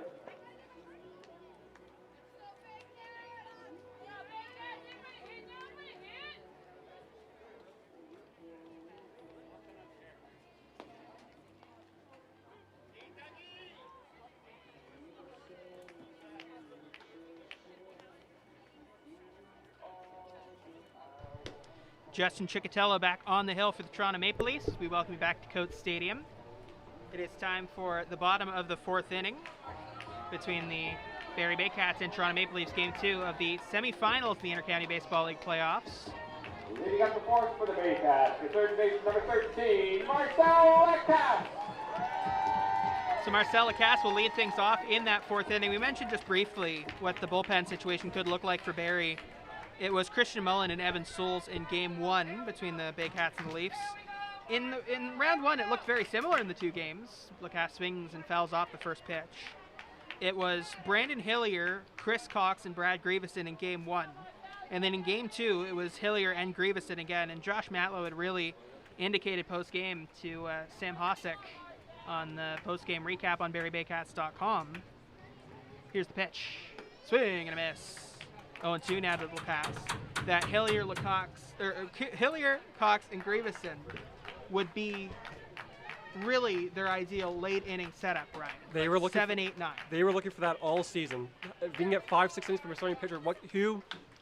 Off the end of the bat, left side, it's popped up. Moving over is the third baseman, Salazzo, and it's going to fall in foul territory. 3 fielders ended up going for it. Nobody caught it, but it was in foul territory. Who can give us the 7th inning, the 8th inning, the 9th inning? They were hoping Chris Cox to maybe be a 6-out closer. That hasn't really materialized. They were hoping Brendan Hillier can become that 7th inning guy. That has materialized. Yep. And Brad Grieveson, who they needed to be a starting pitcher for the most part during the regular season, and has been a lights out closer. And Christian Mullen has emerged as a guy who can give them some length out of the bullpen. You won't see Mullen tonight. I think he threw around 70 no, pitches. You're right. He basically had a starter's outing from the bullpen, so he's unavailable tonight. But Evan Souls tonight you might see is another guy who's come up with some high leverage innings. Those 4 guys, Hoover, that's pretty much what you might see from the Baycats tonight. And I don't know for sure, but Jazz Shergill, we saw him start at the end of the regular season. It didn't really go his way, but they wanted to get him loose for a potential playoff situation. He does have experience out of the pen, so you never know, right? It's unfortunate what happened with Shergill in his last game in Germany. He had a back injury, and I don't think it's just been able to work out for him this season. It's unfortunate because he was projected to be the Baycats' number 3 pitcher behind Benitez and Andrew Grider. Here's the pitch, and it's fouled away, and the Baycats have had to find some solutions for that. Obviously, injury is never ideal, and we hope Shergill can get back to full strength if he's not there at the moment. But he's a Baycat of the future, right? I mean, right. He'll be a Baycat for the next 2, 3, 4 years. And we've seen Marshall Leishman have some good innings as well this year. He's a guy that maybe could come back in the future. So absolutely. Different options. Leishman was the best of the young guys outside of Aiden Rossel, who was outstanding. Lacasse to right. Not super deep. No, it is super deep. And it's going to get down. Throw to second. And he's out. So it looked like it wouldn't go that far, and then it did. It really carried up there. It was fielded in right field by Marcus Connects, and then a throw to second beats Lacasse. 1 out. The Maple Leafs defense, to be completely honest with you, at the beginning of the season and halfway through the season, was awful. It was awful. It was one of the worst defenses in the league. They have made 2 great plays, both in the outfield tonight. One from Chandler McLaren in left field, one from Marcus Connect in right field. One throwing out Jeff Cowan, another one throwing out Marcel Lacasse. This Maple Leafs defense is peaking at the absolute right time. Brian, you and I were talking. Whoa, there goes the bat again. Watch out. It gets down. No, everyone's okay. It didn't hit anybody.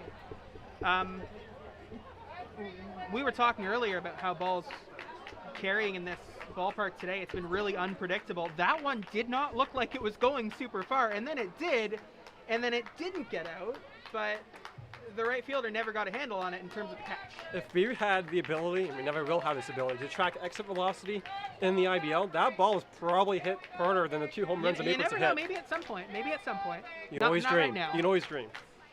Exit velocity, weighted runs created plus. That one's hit to right field. It's going to get down. It's a base hit.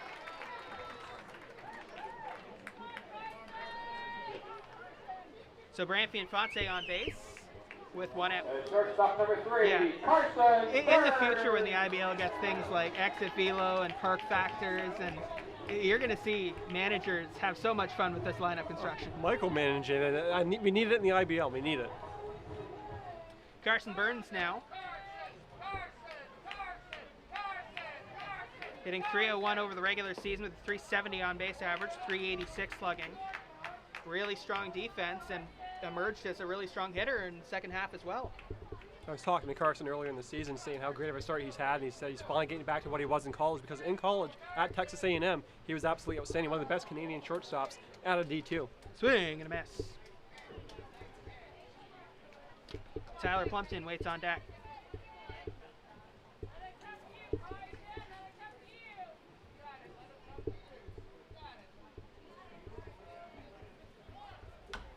On the ground, right side. Second baseman Takamatsu over to first, 2 out. Runner will go to second. 2 games across the IBL today. They're both, we're in the semifinals, so these are the only 4 teams left in the championship hunt this season. So it's Toronto and Barrie right now, and then at 7:35, the Brantford Red Sox will play host to the London Majors for Game 2 of their series. Game 1 went to London, excuse me. 9-5 was the final there. When we talk about tonight's game, 2 aces on the mound, Benitez, Secatello. Tonight, Adam Chaffee coming off an outstanding performance for Brantford. He gets the ball for Brantford, and Owen Boone, who's been one of the best pitchers in the IBL the last 5 seasons, pitching for London.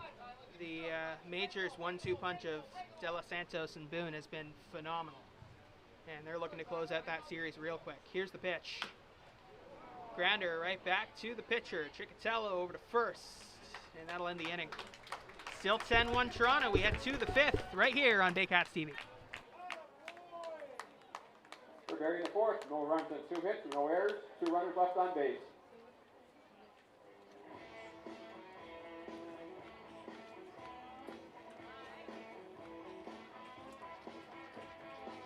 Fans, we'll begin a moment here. On behalf of Tim and myself, we would like to sincerely thank the Baycats organization ownership for affording us the opportunity to do what we've done for, in Tim's case, 17 years, and in my case, for 20 years. Together, the fans, the volunteers, together it's a family. It's been an honor to be part of this family for 20 years. Thank you once again, fans and everybody. Thanks so much, Baycats fans.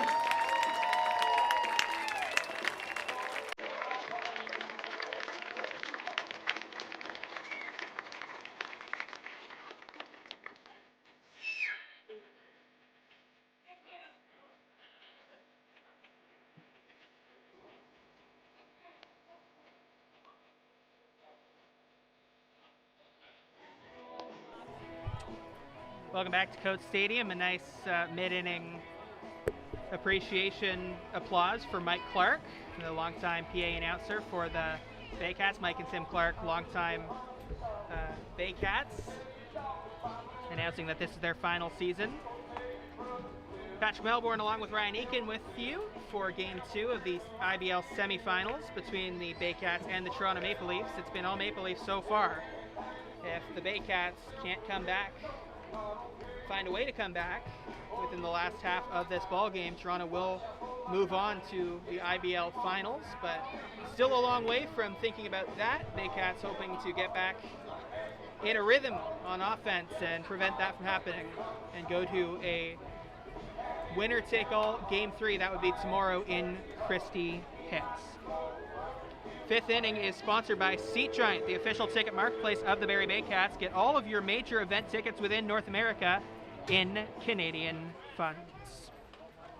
Riley Hoover back on the mound for his 2nd full inning of work. He looked pretty good last inning, Ryan. And right now he has an opportunity.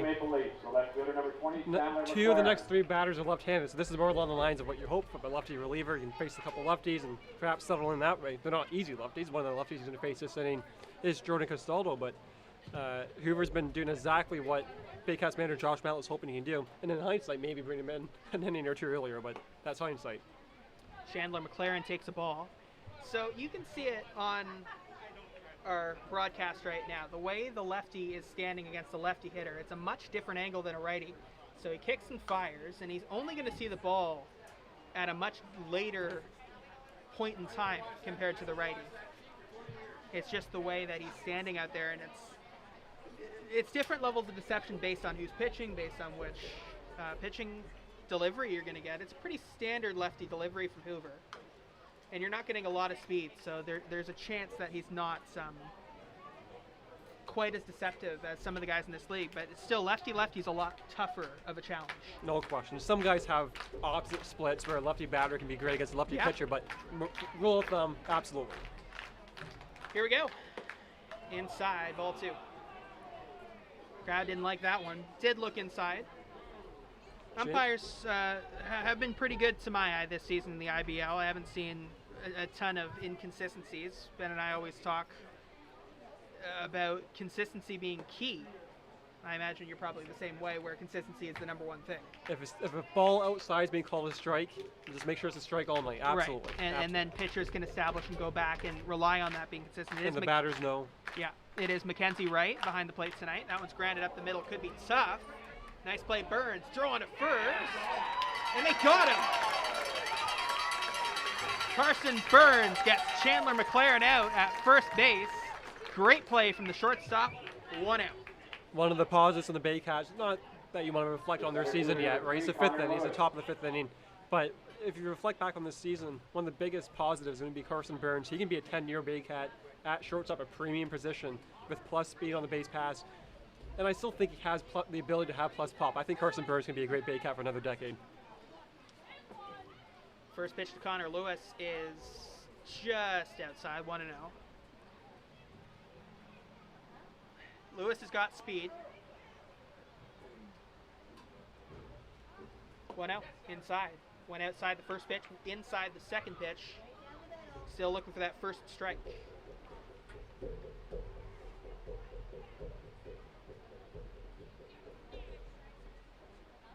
Lewis 1 for 2. 3-0. In game 1 of this series, he scored 2 runs.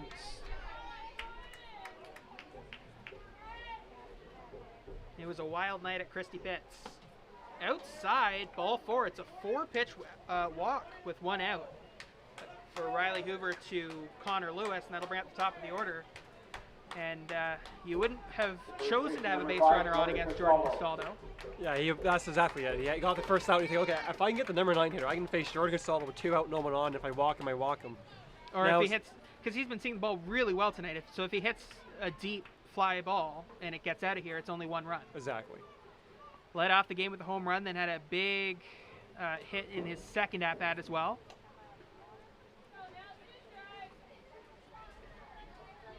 Maple Leafs knew coming in this was a big game. Talking to Castaldo, he mentioned they don't want this series going to Christie Pitts. You don't want, the Christie Pitts. First base, throw to second, could be 2, and they get 2. It's a double play. So Castaldo grounds it to first, they get him there, and then they throw to second to get Connor Lewis at second. The Baycats, at the end of all of that, get the Maple Leafs down in order. Time for the Baycats half of the 5th. When we return on Barrie Baycats TV. No runs, no hits, no errors, no runners left on base.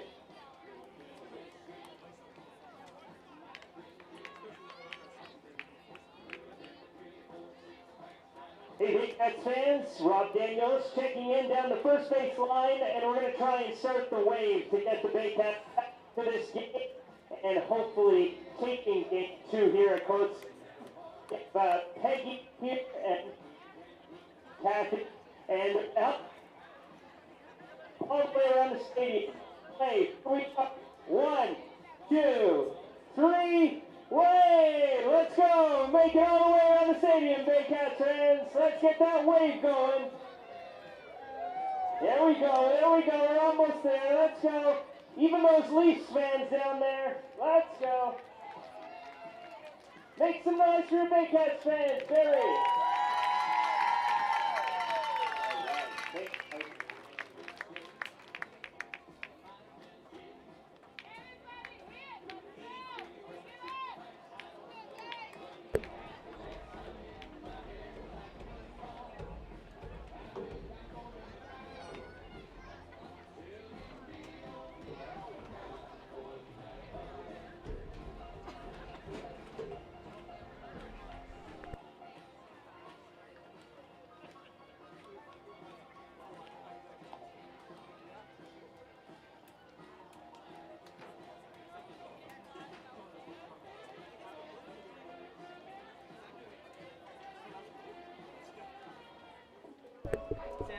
Leading up the 5th for the Baycats, the center fielder number 15, Jake Wilson.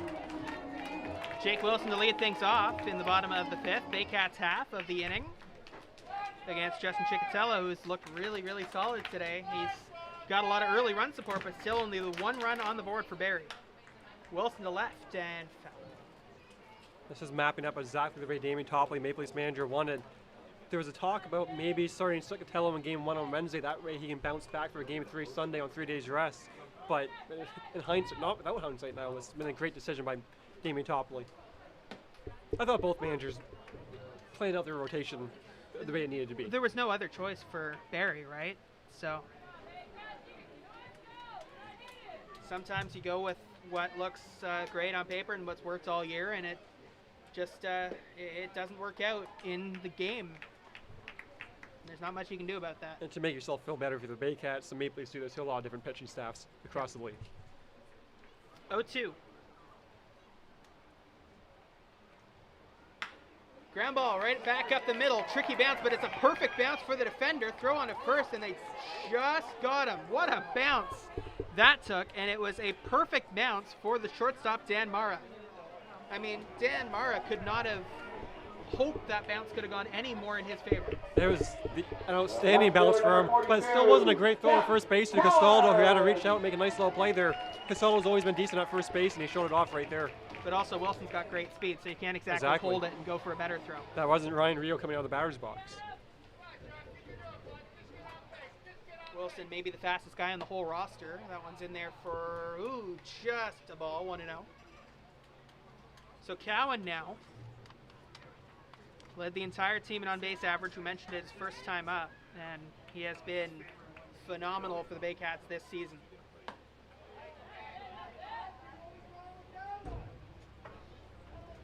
All right, so Ben and I were talking over a couple of broadcasts about who the Baycats' offensive MVP would have been this year. Because you look at the top, and you have Ryan Rio, you have Jeff Cowan, you have Branfy and Fonte in the top three in most categories, but Cowan and Fonte have played fewer games. Exactly. So is it Rio? Yeah, if you talk about pure offensive standpoint, Ryan Rio for sure. I think the best overall, if there was a wins above replacement stat, I think Jake Wilson would take it. There isn't. So yeah, based off offensive stats, given how dominant he's been when he's played and how often he has played, I think Ryan Rio's only missed 2 to 3 games. I think he would be the Baycats regular season MVP. Here's the pitch, and that is a strike. Cowan had gone out of the box, and he shows his frustration to Mackenzie Wright. So now Cowan will stand back in, and Wright will give a 3-2 count. It was 3-1, and he felt confidently that that was ball 4. That's on the ground. Cowan will have a chance here. He barehands it, throw on to first, and they just got him. 2 out.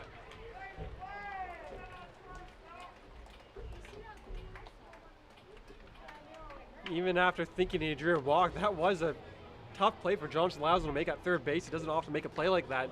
Throwing out Cowan with his plus speed is not an easy play.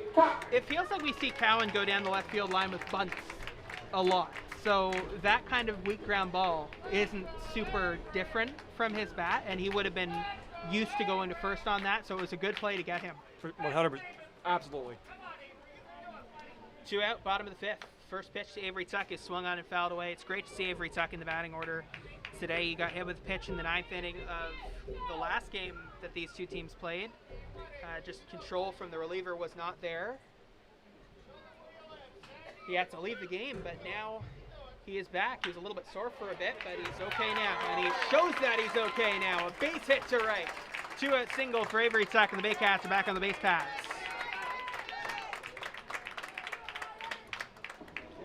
We were mentioning once Connor Lewis got on that ideally Riley Hoover would have been facing Castaldo with no one on base. Thankfully for the Maples at that point, up comes Tuck, who's been the big cat. Yeah, exactly. Same thing. So just substitute Connor Lewis's name with Avery Tuck's. He's on base, although Tuck is having a nicer season than Lewis. So he's not quite as much of a we should have got him out type. 100%. But yeah. Especially right now, Tuck's been outstanding. Exactly, and then Castaldo replaced with Ryan Rio in that position. And Rio is a guy that you want up with the bases clear, you're right, in an ideal situation. 1-0 to Ryan, inside.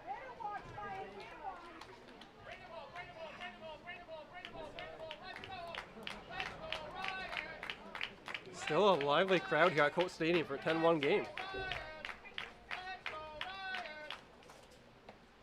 Up and away.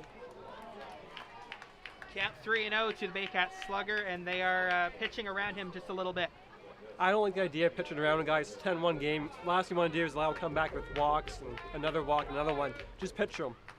3-0. Swing and a miss. 3-1. Doesn't give him a fastball. 3-0. Well, they're not intentionally walking him. But Marcel Lacasse is after Roy Sando on deck. I said that backwards, so it's Ando Lacasse. Ground ball to short. This should end the inning. Throw on to first, and it will. Baycats get a base runner thanks to an Avery Tuck single, but it's still 10-1 for the Toronto Maple Leafs. We head to the 6th inning, right here on Barrie Baycats TV. For Barrie in the 5th, no runs on 1 hit, there's no errors, 1 runner left on base.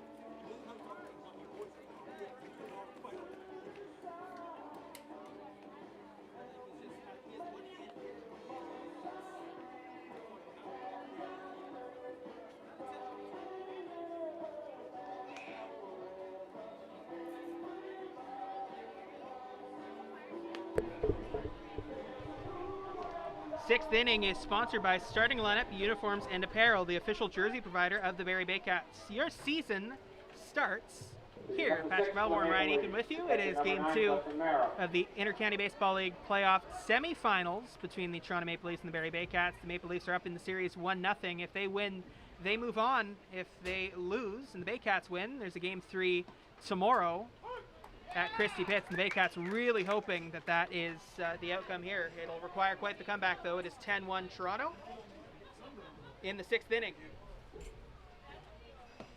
First pitch from Riley Hoover was a strike, second one's a ball, 1-1. At this point, given the stake and given the fact it's a 9-run game, if the Baycats come back, this is the greatest comeback in franchise history, and there's no close second. 2-1. It is a hot day here today. It is not a very windy day here today. And I'm wearing the warmest sweatshirt that I have worn all year today.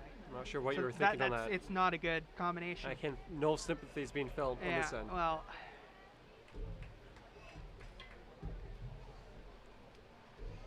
bad call. 3-1 is hit to second base. Throw on to first is caught by Infante, 1 out.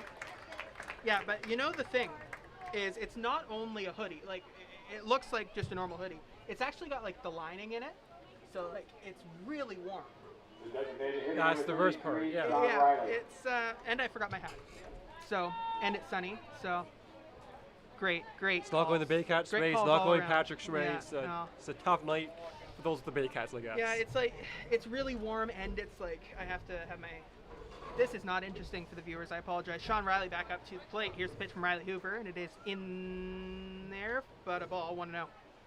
Going back to baseball, Riley Hoover has been outstanding for the Baycats. Kind of what Kristen Mullen did for the Baycats back on Wednesday night. Very similar. The issue is it too late? But in the sense of him eating innings right now, he's been outstanding for the Baycats. And that's all they can do, and hope that the offense finds something against Justin Chicatello, fouled off left side. And a guy like Hoover, he didn't play a lot during the regular season, came in late, signed on the day of the deadline. He is kind of showing that maybe he's worth another look in 2022.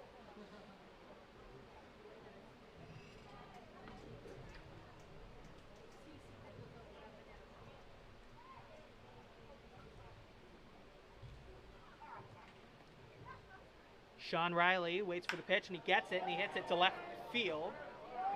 And it's pretty deep, and it is out of here. Sean Riley goes deep, and it's 11-1. I've seen some guys locked. Ryan Spataro of 2019 playoffs was locked in. He won the MVP. Jordan Castaldo of 2014 playoffs, 2014 regular season, he was locked in. What Sean Riley's doing right now here in the 2021 playoffs is absolutely outstanding. He's took some time to enjoy that home run as they headed to Highway 26. Sean Riley had 3 homers in the regular season, hit .442 with a .526 on base average, a .579 slugging, and he's right there for most valuable player consideration. He's the greatest hitter in franchise, in IBL history. Only player with over 1,000 hits. All-time home run leader, all-time hits leader. He swung that ball, and it was so clearly gone, and that one has distance to it, but it's going to curve foul. That was so clearly gone that nobody moved. There's not many home runs like that. Nobody in the crowd moved. Like, everybody just kind of watched it go into the next galaxy. That's what Sean Riley's done. That's a lot of broadcasters, not that the IBL's had a lot of broadcasts over the years, but a lot of broadcasters have said about Sean Riley home runs for the last 15 years. This one's fouled off to the right side this time. First one was a big long foul left side. That one was shorter right side, so it's 0-2. Top of the 6th here, 11-1 for the Toronto Maple Leafs over the Barrie Baycats. Still nobody out. Pitch from Riley Hoover. Pops up. Hits off a roof somewhere. I also didn't mean to jinx Riley Hoover when I said he was pitching great and he allows one of the longest home runs I've seen at Coates Stadium. I didn't mean for that to be a jinx. Well, you're taking responsibility for it now, so I can't see it any other way. You and Ben Davey, Ryan, both of you just jinx everybody. I try not to be a jinx, but... Pitch from Hoover. That one's popped up. This one will stay fair and go all the way to left center field. Moving in and making the play is Jeff Cowan for the first out. So here's Marcus Connect, the right fielder. Connect having a great night on both sides of the ball. He had a home run, grand slam in the first inning, and threw out Lacasse and then needed to go from right field. So quite the night for Connect. And we've been talking how the ball's been carrying, but it's been unpredictable. That Sean Riley home run was not unpredictable. No, you don't even need the direction on that one. The only unpredictable nature of it is if you missed it off the bat and wanted to know where the ball was. Because by the time you looked, it was way out of here. Right to short, throw on to first, 2 out. So Connect down, and here's Salazzo. Oh no, excuse me, there are 3 out. 1 run and 1 hit, there's no errors, and no runners left on base. Snuck up on me there. We'll be back in just a moment right here on Barrie Baycats.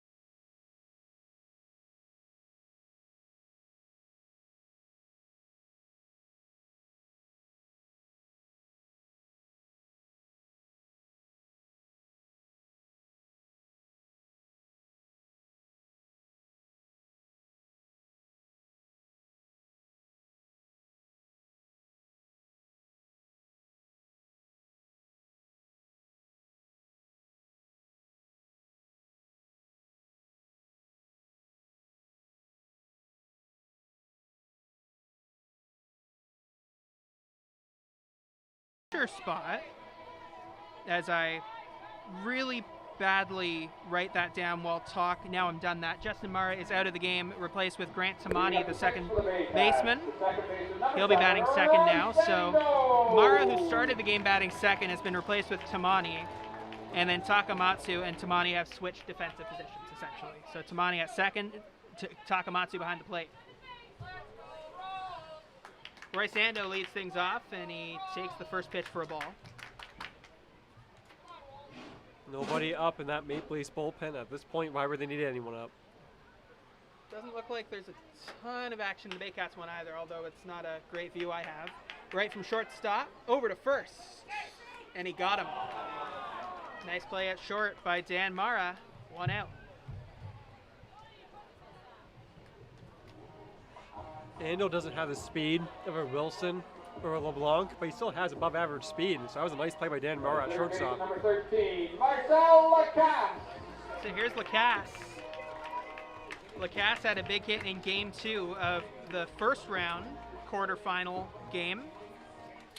In fact, in that game, he went 2 for 4 with 3 RBI and a run.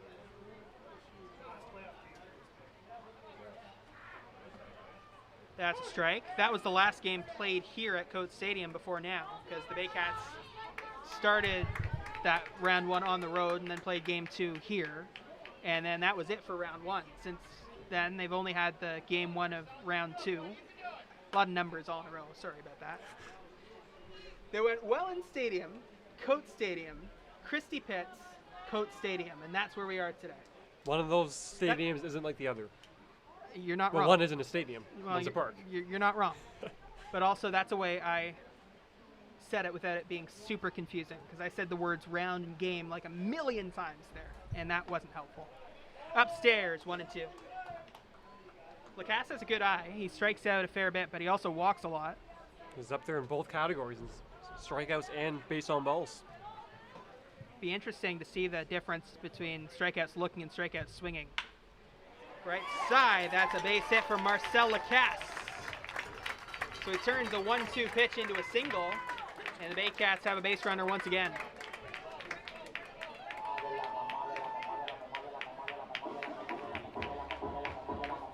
First baseman, number 8, Barrie Baycats.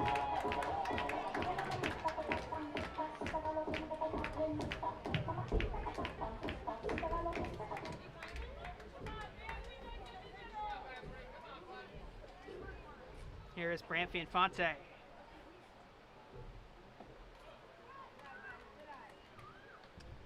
As you head into the bottom of the 6th inning, a couple of guys potentially having their last at-bats of the season. Branfy Infante being one of those guys, and not a lot to come back next season, right? He's getting up there in age, and the dynasty comes to an end. Swing and a miss. Maybe he looks at it and says, it's time to move on and have a future generation of Baycats take over. And so it could be the end of the line for one of the great Baycats in franchise history, in Branfy Infante. He is such a talented player, and the Baycats have loved to have him for so long. Ground ball to second, could be 2. It won't be 2. It might not be any, and it won't be. The second baseman, Garrett Takamatsu, couldn't handle that one, and the Baycats have 2 on with 1 out. That's actually Grant Tamain coming into the game. Takamatsu obviously moves a catcher, and that's a welcome to the ball game for Grant Tamain at second base. Fans, Shop Baycats, your one-shop stop for all things Baycats, from jerseys, hoodies, t-shirts, hats, and fan gear. Shop Baycats, powered by Starting Lineup Uniforms and Apparel, has it all. Visit Shop Baycats today to get all decked out in Baycat swag. You can also find that link at the top of barriebaycats.com. Here's Carson Burns. Swing and a miss. The left-handed pitcher now throwing in that Maple Leafs bullpen. Baycats bullpen remains empty. Runners taking the lead off first and second. Still only 1 out in the inning. It's 8-9-1 for the Baycats, due up with 1 out. Burns plumped in Wilson. Pitch number 80 of the game coming up for Secatello, and manageable pitch number for the Maple Leafs ace. Fouled away.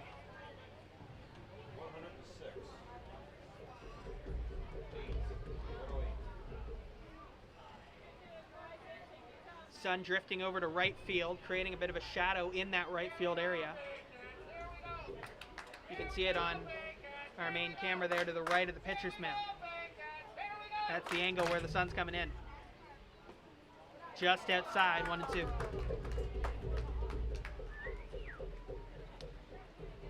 Justin Chikatilo in his first playoff game faced off against the Hamilton Cardinals. It was a start. He went 7 innings, didn't give up a run.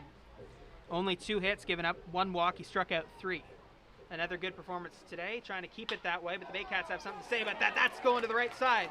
Nice dive by Takamatsu to recover. Throw on to first to get the out, but the runners advance to second and third.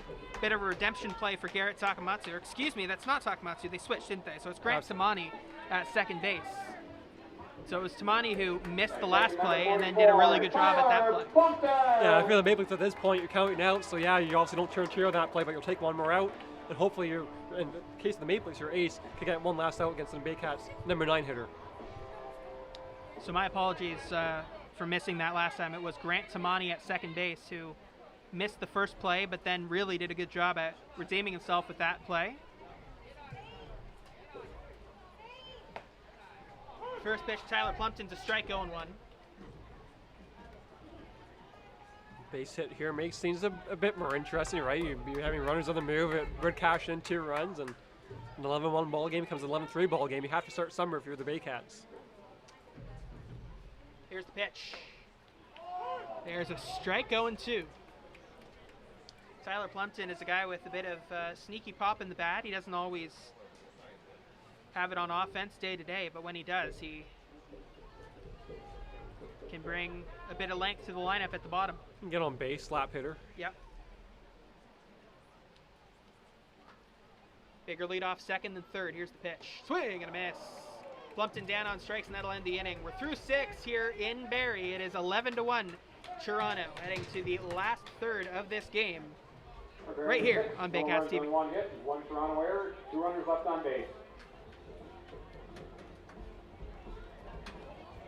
Inning number 7 is sponsored by Vintage Throne Barber Lounge. Experience the tradition of quality service in a relaxed environment. Redefining gentlemen in the heart of Barrie. Vintage Throne Barber Lounge.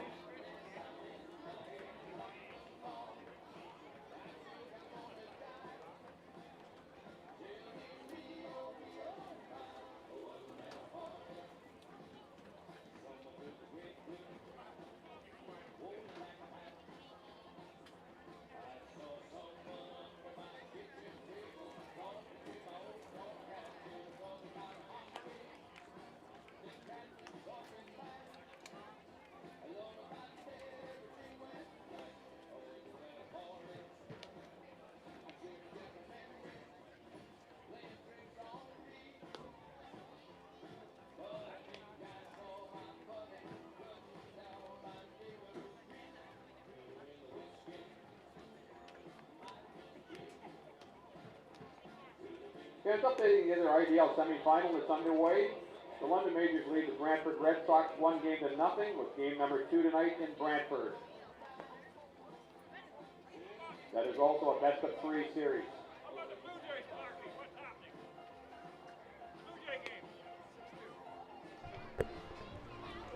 Seventh inning is sponsored by Vintage Throne Barber Lounge. Experience the tradition of quality service in a relaxed environment, redefining gentlemen in the heart of Barrie. Thanks for joining us here at Coates Stadium. It is the Inter-County Baseball League postseason semifinal series between the Toronto Maple Leafs and the Barrie Baycats. The Leafs lead 1-0 in the series over the Baycats. And we're glad to bring it to you right here on Baycats TV. Patrick Melbourne, Ryan Eakin. Hopefully you're enjoying the game, even if the score isn't necessarily what you hope to see if you're a Baycats fan. 11-1 Toronto through 6. Riley Hoover back on the mound once again. And much like Christian Mullen did in Game 1 of this series, he has delivered a really good starting appearance in relief. Absolutely. The job that Mullen did, the job that Hoover did, what both guys did was they kept the game within, like, not striking distance, it's an 11-1 ball game, but they put up a bunch of zeros, and they're giving the offense... They kept it from getting too far out of reach. And they're giving the offense every opportunity to get back in this game. Yeah. But Justin Cicatello has done a great job tonight and not letting that happen for the Baycats offense. Pops up right above our heads. Whoa, right above our heads. Look at that, and it's going to fall again, isn't it? Someone's got the glove, but I think it's going to curve down the other way. If you heard that loud on our mics, that's because that was right beside Ryan. Like right beside Ryan. It came down, and I think it might have, well, I don't know if it literally dented, but it sounded like it dented the stands. That one sits to right. Avery tucks under it. He makes the catch, 1 out. Back in 2013, I was at a Baycats game in Hamilton, and somehow during a batting practice, my head almost got taken off by a Jeff Cowan foul ball. Besides that one, that was the closest call I think I've had. Well, you can look down beside you. Can you see any signs of the ball? I can't see anything. Oh, wow. My heart rate's up, but that's it.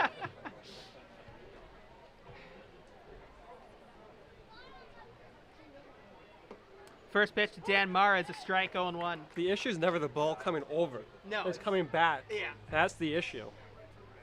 Yeah, we're under a bit of a roof here, and there's a screen in front of us, but that's about as close as it can get. Marcella Cass will have a tough play at third. Throw on to first, and he got him. 2 quick outs for Riley Hoover in the 7th.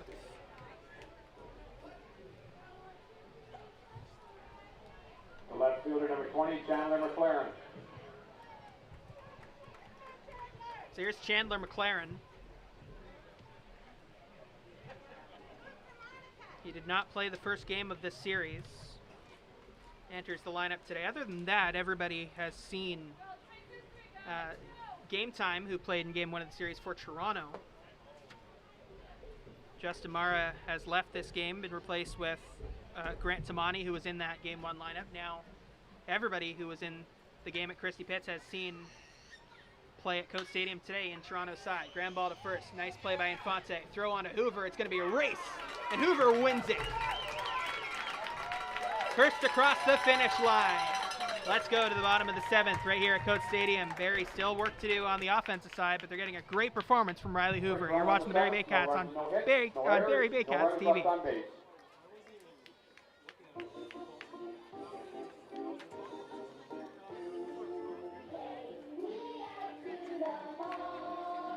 Let's hear you, fans. 7th inning stretch. What?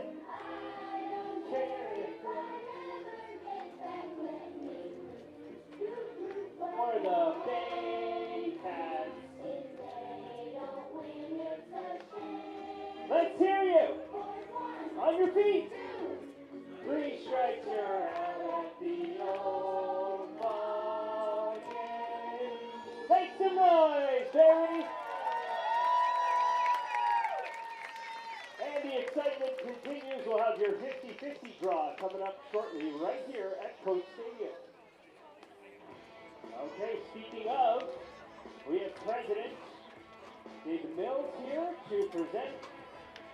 Oh, okay, we have $410 up for grabs. Get your 50-50 tickets out right now, folks. I am going to choose one of these. Let's see. And the lucky winner, ticket number 6. You want to go? Gotta love Avery. 670102. One more time, 670102. Do we have a winner of the jackpot? $410 tonight. Oh, we do! Defensive change for Maple Leafs in the pitch, number 37, Adam Mara. Congratulations, Ryan from Midland, Ontario, winner of tonight's jackpot. $410 to Coates Stadium. All the best. Welcome back to Barrie Baycats TV. Jake Wilson will lead things off. Center fielder number 15, Jake Wilson. Great performance for Justin Chikatello in Game 2. Merrick Deska pitched well in Game 1 for the Leafs. And another strong performance on the mound. Now, though, they're heading to the bullpen, and Adam Mara, Ryan. Chikatello could have come out for a 7th inning, but now they're getting him ready for next week's series against either London or Brantford at this point. And comes Adam Mara, the 3rd Mara brother in tonight's game. We saw the first 2, Dan Mara, Justin Mara. His regular season for the Maple Leafs was decent. He had moments where he was lights out. Going back to his first appearance against the Baycats this past season, he had 4 innings of great relief in the game that the Baycats almost came back and won. But this past season, it was a struggle overall. 7.08 ERA in 13 games, no starts, so he's strictly a reliever. 26.2 innings, 16 strikeouts, 11 walks, 31 hits. So there's a lot of hits relative to how many innings he pitched. I should say again, 7.08 ERA. You'd think they'd be hoping for at least 2 innings out of him tonight, 7th and 8th, and maybe someone else in the 9th? Yeah. Kakados is warming up in the Maple Leafs bullpen, so maybe they do want to do Morris 7th inning, Kakados 8th inning, and Dustin Richardson 9th inning. But at this point, you just don't need to use Dustin Richardson unless he wants to get one more inning in before the finals next week. Right, and the 9th inning is if necessary in this game because it is 11-1 for the road team right now. It looks like it will be necessary for the Baycats to have that 9th.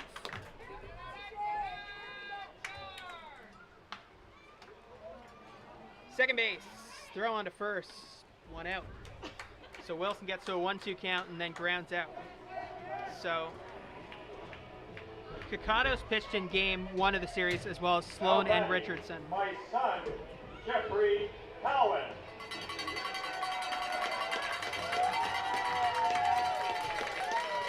Here's Jeff Cowan.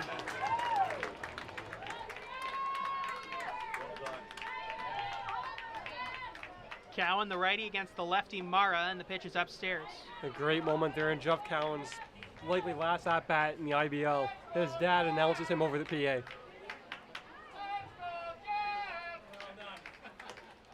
That's a strike, just catch the outside part of the strike zone. And Jeff Cowan has been an incredible player for a very long time for these Barrie Baycats. Here's the pitch. Outside again. He's a guy with a lot of contact ability at the plate. Gets base hits at a high rate, has a lot of power, has a lot of speed, and can drop down a bunt as well. He won the batting title in 2012. He's had a decorated career. He played for the Canadian national junior team, played in the Northbirds League in college. He went to High Point University in D1 baseball. One of the best Baycats in franchise history, one of the nicest people And you'll meet. Can play just about anywhere around the infield and in left field as well. Just an incredible athlete. When he came to the Baycats in 2006, he was a shortstop. And then eventually moved out to the outfield. But even in 2016, when the Baycats lost Connor Morrow to school, when Cowan was almost an outfielder completely at that point, he was still willing to help the Baycats at shortstop to win their, at that time, third straight championship. He's played a couple of games at second base this season, too. That's a ground ball to third. Tough bounce. He drops it. Throw on to first, though, is going to get Cowan in time. 2 out. So Cowan retired, and that'll bring up Avery Tuck.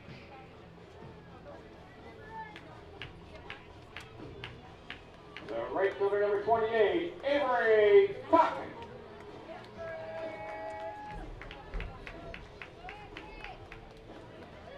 Avery Tuck. Couple of home runs in that first game against Toronto. 3 RBI, 3 runs total. And he was hitting .417 in the playoffs coming into this game. Throughout the regular season, I say as I don't have the stat I'm looking for in front of me quite yet. Here the pitch is to him first, and it is a ball outside.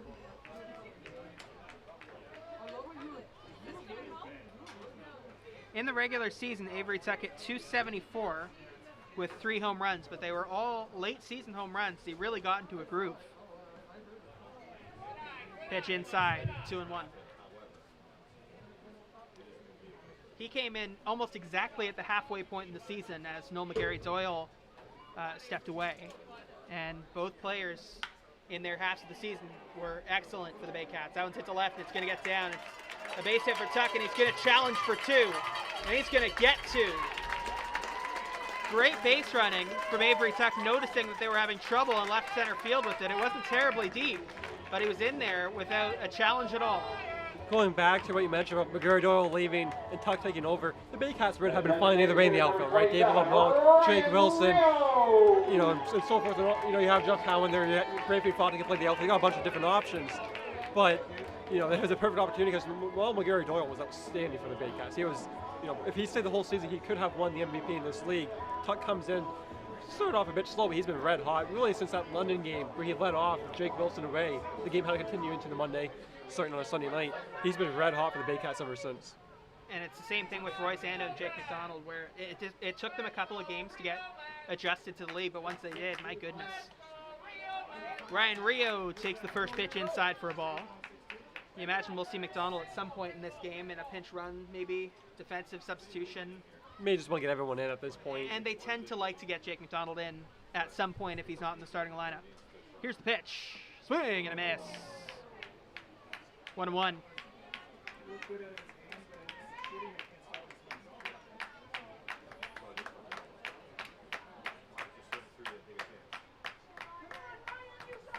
I think Mike Chiquetta was really starting to hit a groove too later in the year as he was getting more and more experience in the league. He's still a younger player, just gaining experience in this league. He's been with a couple of teams, but he didn't have a ton of time with them in the past. So the more experience he got with the Baycats, I think the more comfortable he looked. He got on base a lot more down the stretch. For me, a guy that big, you still want to have a lot of doubles and home runs because a lot of base hits clog up the bases. But And I think that'll come with Mike Chiquetta. he has, and you see it in batting practice. I've seen it. When I was with the Baycats, I got there pretty early, and It's I would very see easy to see what they see in him, and I am looking forward to seeing him in the future. But I think he can unlock something good. I will say 2022, you do have to show power, right? At some point here, you do have to show power. Outside, gets the, no, not to the backstop, but it gets away from the catcher, Takamatsu. Tuck will move to third.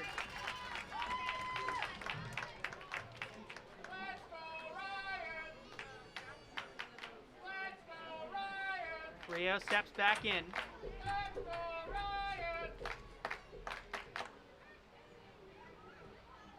Two-two. Still 2-2 after the foul ball. Hope nobody parked in that spot. Didn't sound like it.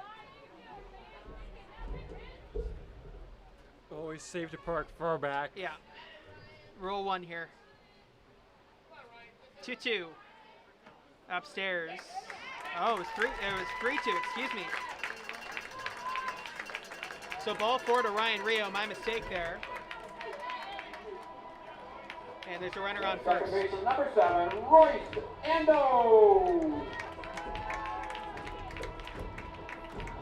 So now Royce Ando, the second baseman, stands in. And a couple ground balls to the shortstop after leading off or his first at bat with the base hit. Here's the pitch. It's a strike. Nobody really liked that one in the Baycats stands. Be consistent. 0-1. Bigger lead off third than first. Tuck can run better than Rio can, but Rio can get around the base if there's a long hit to the outfield as well. Ryan Rio stole third base earlier this season against Ryan Brantford. Rio can run a lot better than I think some people think he can. Foul, right side, it's foul. And there's a collision, and they call it interference.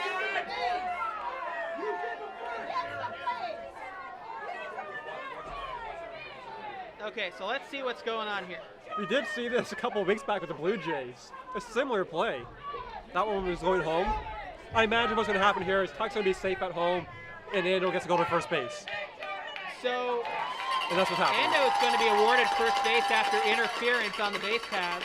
The Maple Leafs case is going to be, and I don't think it's much of a case. That is an incredible break for the Baycats in multiple reasons. So first off, you can't do that on defense for Toronto. And second off, that ball looked foul. It did, but it was coming back. I'm not. And in fact, I think it was back. But in Costello's cases, I think that he was picking up the ball, but regardless. It was borderline. That's one of those plays you almost leave it to see. And then if he's safe, he's safe. There's nothing you can do about it. But clearly they thought there was something they could do about especially in it. hindsight, because you don't want that result. Right. So the Baycats catch a break there, and the bases are loaded now. No, Excuse me, they're not loaded. correct, Tuck Tuck came scored. It's 11-2. So runners on first and second. It is 11-2. That is scored a base hit. Third baseman number 13, Marcel Lacasse. So here's Lacasse in a big spot. It is 11-2. Kakados has been up in that Maple Leafs bullpen for quite some time. He is their de facto setup man. You know they don't want to get this ball game to the point where Dustin Richardson needs to be warming up, because that happens. Pitched an inning in 2/3. That one gets away from Takamatsu, but he's got a handle on it. Runners stay at first and second.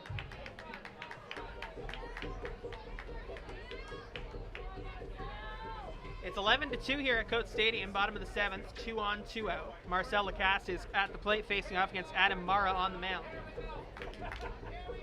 Lacasse 2 for 3 tonight. Nice rebound night after a tough night at Christie Pitch. He struck out all 3 times before being pulled by Baycats manager Josh Matlow.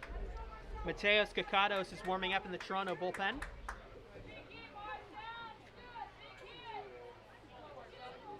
And Marcel Lacasse hoping for a big hit like he had in game 2 of the first round. The quarterfinals. Looks back at second, and they're going to give it to him. It's a balk on the mound. Ryan Rio to third, Roy Sando to second, and Adam Mara has balked on the mound, and this crazy inning continues. And Dustin Richardson, the former big league closer for the Red Sox, now warming up in the Maple Leafs bullpen. Maple Leafs are not going to take any chance of the Baycats getting back in this ballgame because I believe these two teams have had some games like this earlier in the season. High drama at Coates Stadium. The 1-0 count coming to Marcel Lacasse. Here's the pitch. And it's inside, ball 2.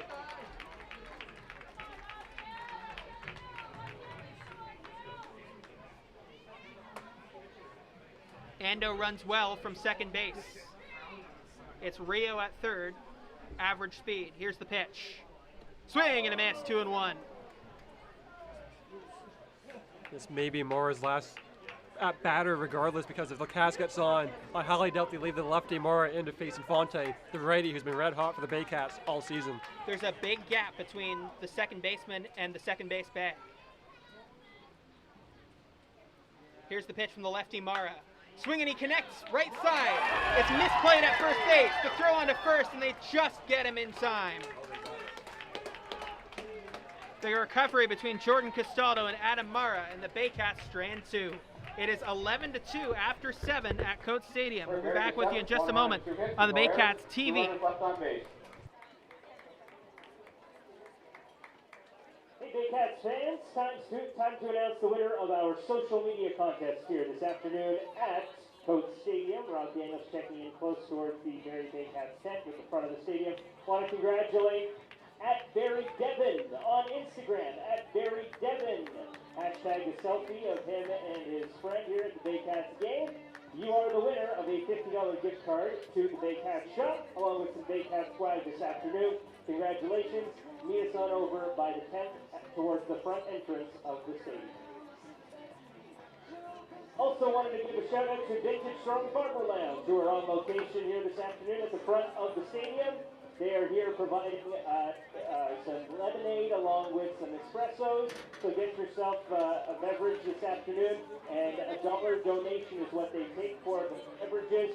If you donate $1 or more, that goes towards sending a child to camp. So come on out and support right here at Coates Stadium. Meeting number 8 is sponsored by SeatGiant.ca, the official ticket marketplace of the Barrie Baycats. Get all your major event tickets with a North America and Canadian fund. SeatGiant.ca.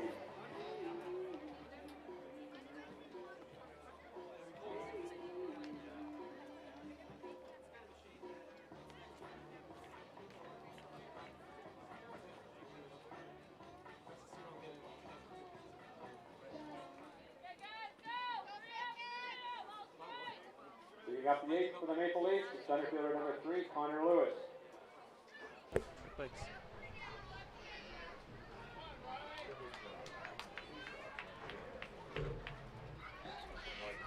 Top of the 8th inning here at Coates Stadium. 8th inning is sponsored by Barnstormer Brewing Company, the official local beer of the Barrie Baycats. Pitch from Riley Hoover outside. He's still in the game, Ryan, and he has been phenomenal for the Baycats today. He's been in since the 3rd inning. If the Baycats did come back in this game in terms of making it even an 11-8 game, 11-9 game, it would be Riley Hoover who'd be getting all the praise post-game. Unfortunately for the Baycats offense, they've not been able to. If the Baycats win this game, Riley Hoover's the player of the game, and it's not even close. Absolutely. A player come back and help them with 2 grand slams, and Riley Hoover is everything that led to that well, moment. If there are 2 grand slams by the same player, then we have to do co-player of the game, but, you know. Ground ball right to short. Carson Burns should have this. Throw on to first is a long one. It's a high one, and he's safe. Connor Lewis can fly down the first base line, and the throw being a little bit high was enough to get him onto first, and they're going to call it an error. First base number 5, Jordan Castaldo. So an error on the play, and Lewis is on base, and that'll bring up Castaldo. Castaldo has a home run today. And if this is also has a double. And if this is the last season for Jordan Castaldo, that's most certainly a possibility. This could be his last at-bat here at Colt Stadium, where he's had a lot of great memories of his baseball career here at that stadium. Okay, what's your biggest Jordan Castaldo in a Baycats uniform memory? Game 1, 2016 finals against the Maple Leafs. Baycats down by a run, 2 outs in the bottom of the 8th inning, and he hits a 2-run bomb to give the Baycats the lead. That's, to me, not even close. Castaldo to right, and that is down for a base hit. Lewis round second, heading to third. Castaldo stays at first. The throw is to the middle of the diamond, and the Toronto Maple Leafs have runners on first and third with nobody out. And I can go on and on. He had 2 home runs in Game 4 at Christie Pitts that won the Baycats the championship that night. A lot of his best moments as a Baycats come against the Maple Leafs, and now a fine night for him here against the Baycats as a member of the Maple Leafs, as that ends Riley Hoover's night. Riley Hoover, fantastic for the Barrie Baycats today. We'll get you up to speed on who the new reliever is when we return in just a moment on Barrie Baycats TV.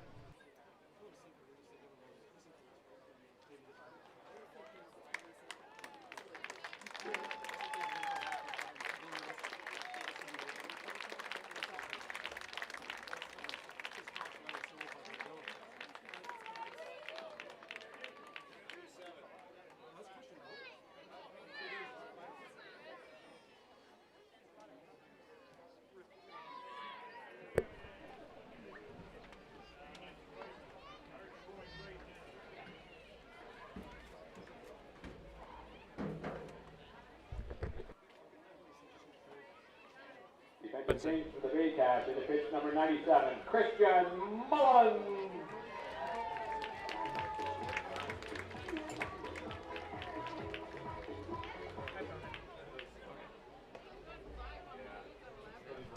All right, this is a bit of a surprise to me and Ryan, at least. Christian Mullen comes into the game. He pitched 4 1/3 innings in Game 1, which is only a couple of days ago. 3 hits, 1 run. He was fantastic. He walked only 3, struck out 4 in that time.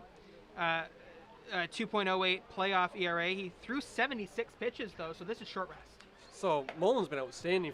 He was outstanding on Wednesday night, and he finished the season really strong for the Baycats. But this makes no sense. You're bringing a guy on 2 days rest. He pitched as many pitches as you said he threw. You know, even on 3 days rest, that's pushing it, but it's more reasonable. 2 days rest, that's a tough. You know, I understand he might only pitch an inning or two, but with Chris Cox, Brendan Hillier, Brad Grieves in the bullpen, I don't know. I understand the logic here. I disagree with you a little bit, because if somebody is into a groove in a playoff series and appears to be good to go, like, it's such a tough balance, right? I think there's no harm in at least giving him this inning, mid-inning, to see how it goes. Yeah, I just think just that's, because it went so well. I just think that's too many pitches for a guy. I think you have to take. It is potentially the end of the season. It is. There is no tomorrow in that sense, but I still think that many pitches, you have to just take a step back and say, okay, especially when you have Brad Grieves and Chris Cox, Brendan Hillier, I don't see how this is necessary. Not that at the end of the day it matters. As you said, the season's about to come to an end. It's 11-2. And he does want to maybe finish the season strong in one last home appearance, but that's a lot of pitches come out in 2 days rest. Baycats clearly confident in the ability of Christian Mullen. He's the 3rd pitcher of the game after Juan Benitez, who did not have his best stuff, and Riley Hoover, who absolutely did. He was fantastic. Just ran out of steam in this inning and leaves the bases at 1st and 3rd with players on. That was maybe the most awkward way I could have said that sentence, but I got the information out there. Good for me. That's all that matters. Yeah, great stuff. 1st and 3rd, nobody out. First pitch from Mullins upstairs. Grant Tamani will lead things off.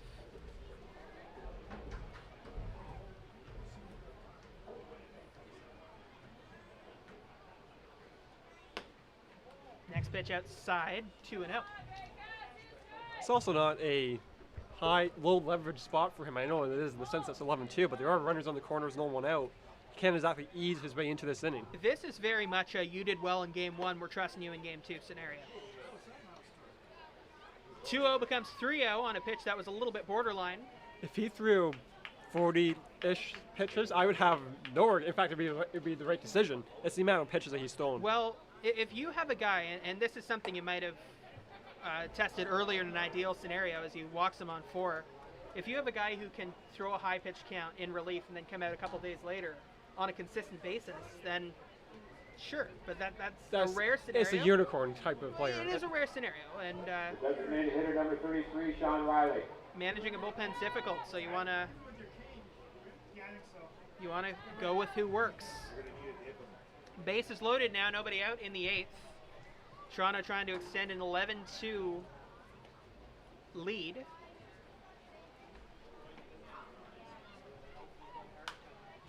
Foul right side. This is Sean Riley. Grant Tamani came in for Justin Marr earlier in this game. That's why he is in the 2 spot. If you were following along in game 1, he was in the 8th spot. Came off the bench today.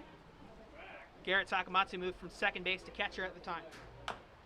Ground ball, right side. This one is going to get foul. If it had stayed fair, it would have scored Lewis. But he'll go back to third base. It's Lewis on third, Castaldo on second, and then Tamani on first. How about Sean Riley? 4 for 4 tonight. He is now batting in the playoffs. 11 for 15, which is a .733 batting average. He has 2 home runs, 7 RBIs. If the Maple Leafs win the championship, I think he might go down as the MVP. And Sean Riley's home run today is that's a ball 1 and 2. Sean Riley's home run today was an absolute no-doubter. It was hit to left, and it might as well have gone to the moon. If that was at Christie Pitts, that's into the soccer field, and then some. And that one's out of here in any ballpark in this league. Let's not get it mistaken. Pitch from Mullen to Riley is hit to the right side, and Fonte calling everybody off. He'll make the catch. Everybody has to stay at their bases, 1 out.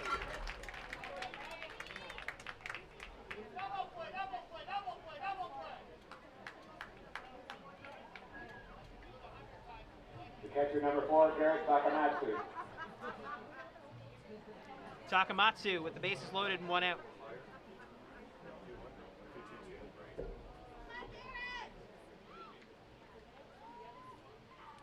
Here's the pitch upstairs.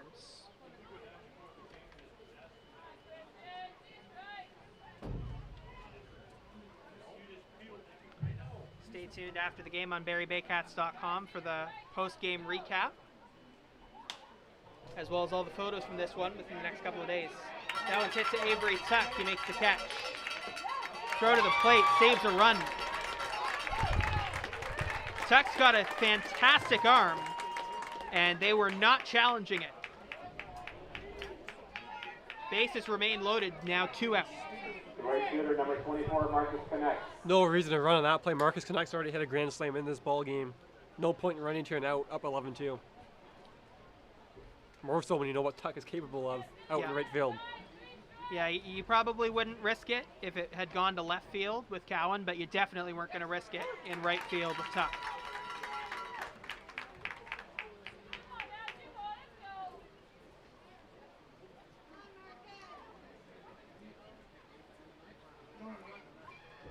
Oh, 1 outside, curveball. Had a lot of movement to it, arguably too much. Because if a ball's that slow as it goes across and has that much movement, it's an easier take, right? 1-1. Much faster, much higher, much more inside. That one's a ball. He's got decent stuff right now, given he pitched 2 days ago. That's not the issue. Well, he's got really good stuff. We saw it in that game 1. We're seeing it now. And the last 2 at-bats have been 2 outs. That one's hit to center. That one could be trouble. Back. Wilson still going back, and he makes the catch. The Maple Leafs load the bases, but the Barrie Baycats get out of the jam. We head to the bottom of the 8th. It's still Maple Leafs 11, Baycats 2 here at Coach Stadium on Baycats TV. 1 hit, there's 1 barrier, 3 runners left on base.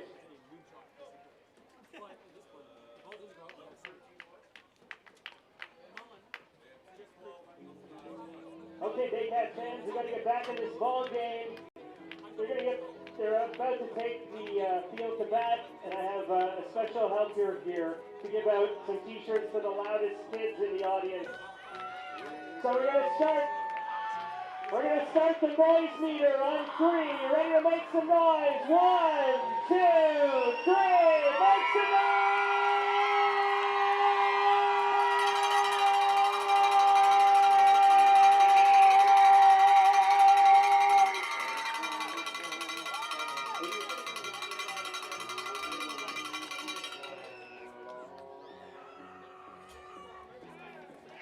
We got one more to give away on 3. Loudest Baycats out of the park. 1, 2, 3. Make some noise!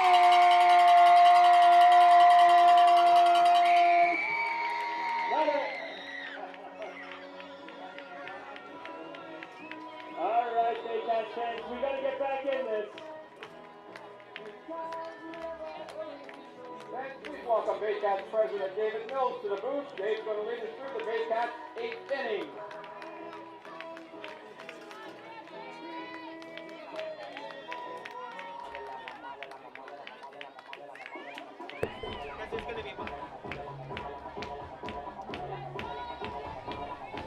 Bottom of the 8th inning.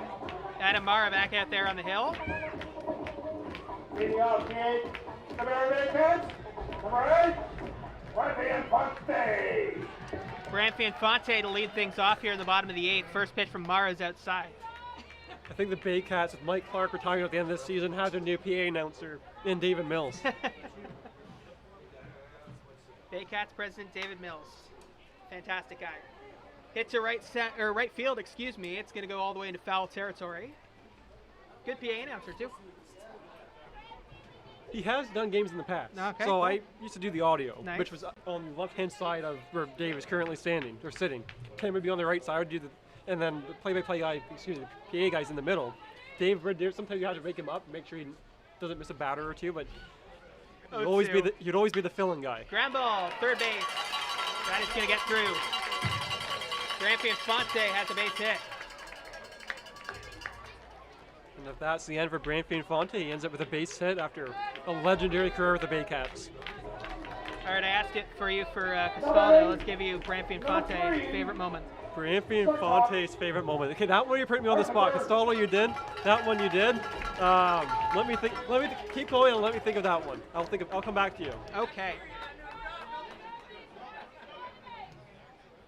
Carson Burns, the shortstop, wears number 3 on his back and takes a pitch inside. If you missed it earlier or you're just tuning into IBL Baseball, we welcome you inside. It is Baycats TV. Baycats wearing bright white jerseys. Maple Leafs in the navy blue with gray pants. That is a strike. I have my favorite Branfi Infante moment. 2018 playoffs, Game 3. Baycats leading Hamilton 2-0.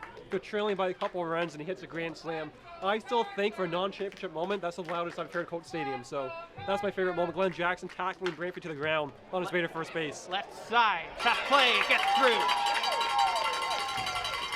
Carson Burns with a base hit, and there are 2 on with nobody out. Baycats getting something going in the bottom of the 8th. In that 2018 playoffs by Infante, it was the Glenn Jackson show. Glenn Jackson won the MVP, and rightfully so. Frank Garces was outstanding. Number 34, pitch hitting, James Anderson.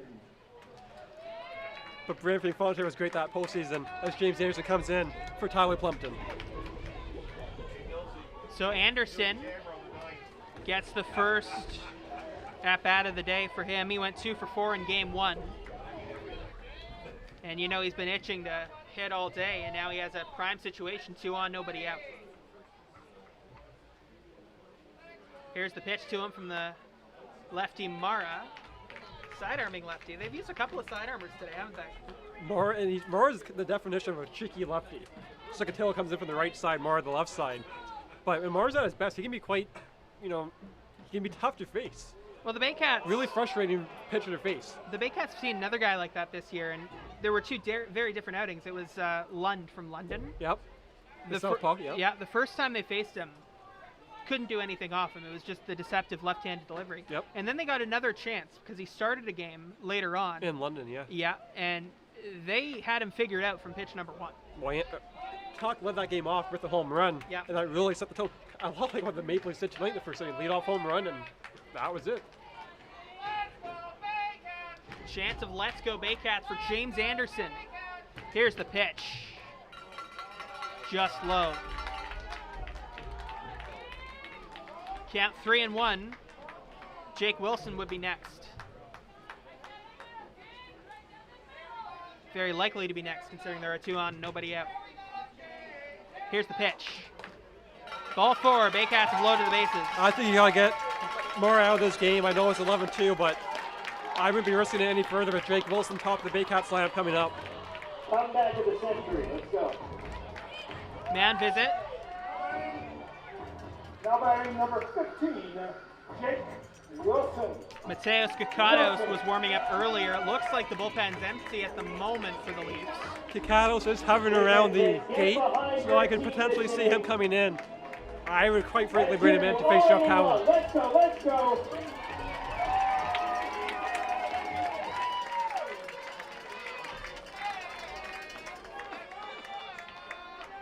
Bases loaded, nobody out. Here's the pitch. Swing and a miss.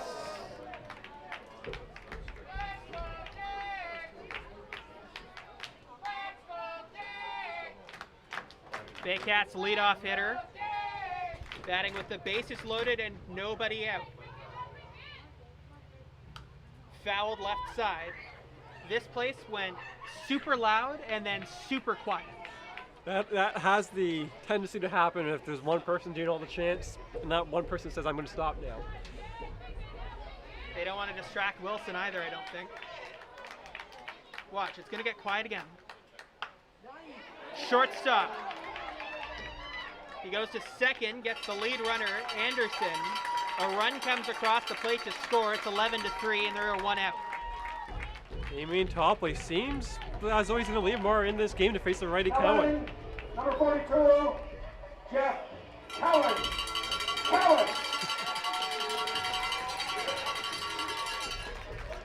So here's Jeff Cowan. Mentioned last time it might be his last at bat.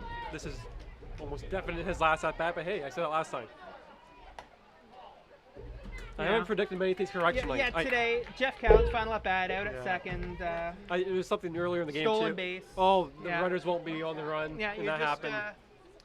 I'm rusty. Nobody's going to be asking you for the lottery ticket numbers today. But maybe that's when I finally get right. So it's a matter of balancing what I get right, what I get incorrect. Yeah, but nobody's going to risk asking because it's not likely. The reward is so high, though. Oh yes, definitely ask Ryan for the lottery ticket numbers. That one's hit to left. It has some distance to it, and it goes all the way to the wall. 1 run is in. Rounding third.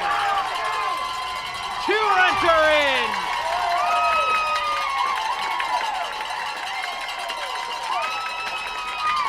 It's your moment, Jeff Cowan.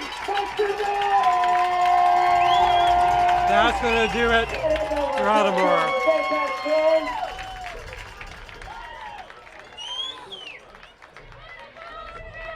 What a moment for the longtime Barrie Baycat, Jeff Cowan,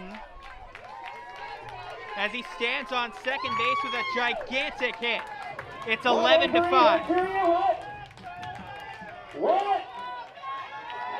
Adam Murrah exits. We'll be back in a moment right here on Baycats TV.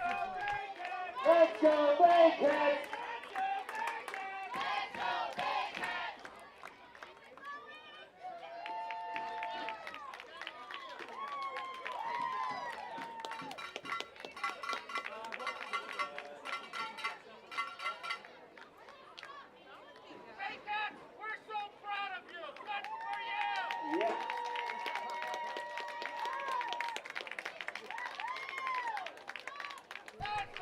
New pitcher for the Toronto Maple Leafs is Mateos Kakados, and Ryan, we saw him in Game 1. We saw him pitch an inning in 2/3. One hit, no runs, 1 strikeout, and now Ryan to tell you about him actually on cue this time. I had to help our new PA announcer, great president David Mills, of who's coming in the ballgame for the Maple Leafs. Kakados signed with the Ottawa Titans back in the offseason.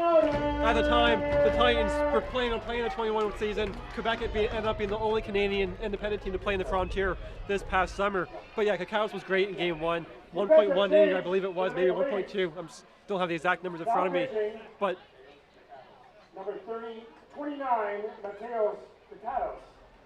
And Commentators has a great honor of being introduced by Baycats president David Mills. 11-5 Maple Leafs over Baycats, but the Baycats have really had a good inning in the bottom of the 8th. One out, one on. Jeff Cowan stands at second base with the biggest moment of the night for Barrie and potentially his final game in a Baycats uniform. So here's Avery Tuck now. Tuck, the right fielder for the Baycats, has looked fantastic on defense tonight and has looked fantastic at the plate all playoffs long. Here's the pitch to him, and it's well inside. What a moment for Jeff Cowan with that big double. I was hoping for a second that ball might just leave the yard. He hasn't hit a home run here since 2012, and that almost ended up being his last at-bat in the IBL, home run at Coates Stadium, but not quite meant to be. 1-0. Avery Tuck to right center. This could be a tough play. It's gonna drop. Cowan to third. Avery Tuck with a base hit. And now there are runners on the corners with 1 out.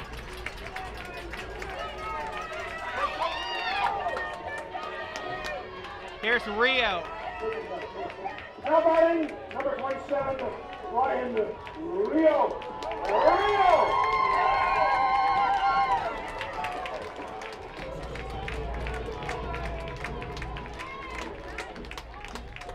Rio led the Baycats in average this season and slugging percentage, as well as OPS, which combines on-base average and slugging percentage, and he takes the first pitch upstairs, 1-0. There is not a rule in the IBL that you have to face 3 batters the way it is now in Major League Baseball. If Commentators allows Ryan Rio to get on base here, and Ryan Rio has been outstanding tonight, he's been the Baycats' best hitter all season, I'd be going to Dustin Richardson immediately. 1-0. Rio to left. And deep. It is off the wall. Cowan scores.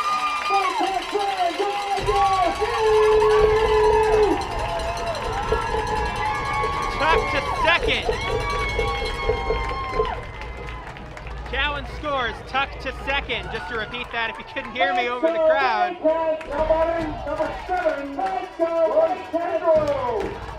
And Ryan Rio with a massive hit right there. It's 11-6. And here's Roy Sando. Tuck takes the lead off second. Rio takes the lead off first. Here's the pitch from Commentators, and it's a strike to Roy Sando.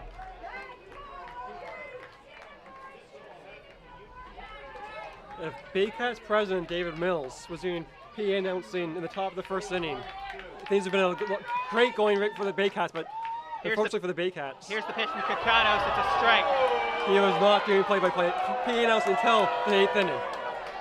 The Baycats crowd reacts, but that strike zone has been bigger than average on the outside part of the plate, much like how it was in Game 1. Consistent, going back to what you said. As long as the players can adapt to it. Commentators ready, looks back at second a couple times, now comes home, and it's a ball. Make it 2-1.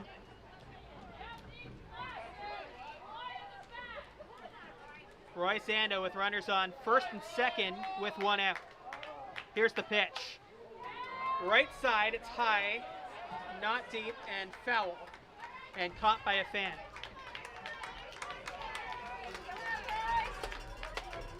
With 2 of the next 3 batters being lefties, I think this is Commentators' last at-bat no matter what. Although, as we've gone through all night, Patrick, I've been incorrect all night, so I shouldn't say that. 2-2 the count. 1 out, 2 on, bottom of the 8th. Commentators looks back at second again, now delivers, and that one's hit to right. It's another base hit. Rounding third is Avery Tuck. He's gonna come home. Play at the plate, and he's out. So Tuck is out, heading home. That's the second out of the inning. Avery Tuck is out at the plate. Runners are safe at first and second. There are 2 out in the inning. It remains 11-6. Game 3 at Christie Pitts tomorrow night. batting number 13, Marcel Lacasse. I don't like that decision to run on that play. Keep the bases loaded, bring up Marcel Lacasse, a lefty facing a righty pitcher. Why are you running her out in an 11-6 ball game? Not a great send by Baycats bench coach and third base coach, Andrew White.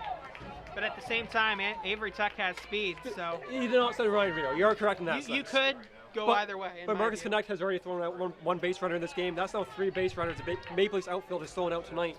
Can't ask for much more than that. Ryan proven wrong once again as Kakatos delivers his first pitch to Marcelo. I was hoping you were going to say, once the first pitch was thrown and nothing was said, I thought maybe I avoided it, but I didn't. No, you didn't. I can't let you off that easily with it. Lacasse. 1-1 now.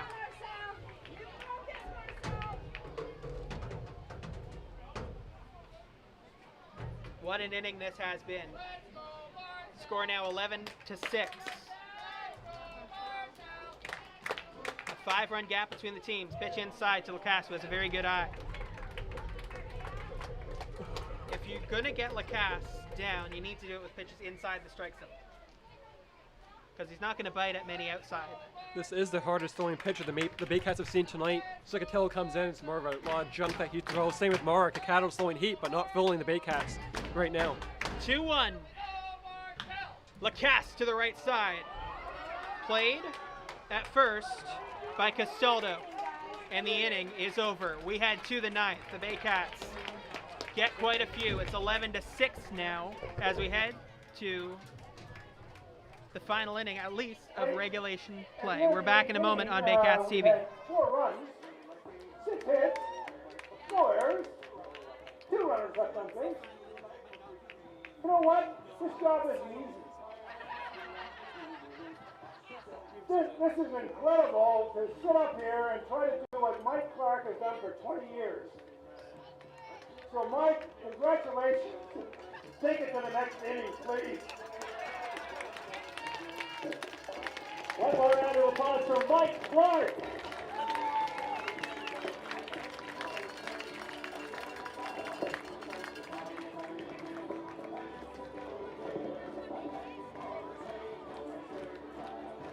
Leave it to the press to get us 4 runs. I couldn't do it.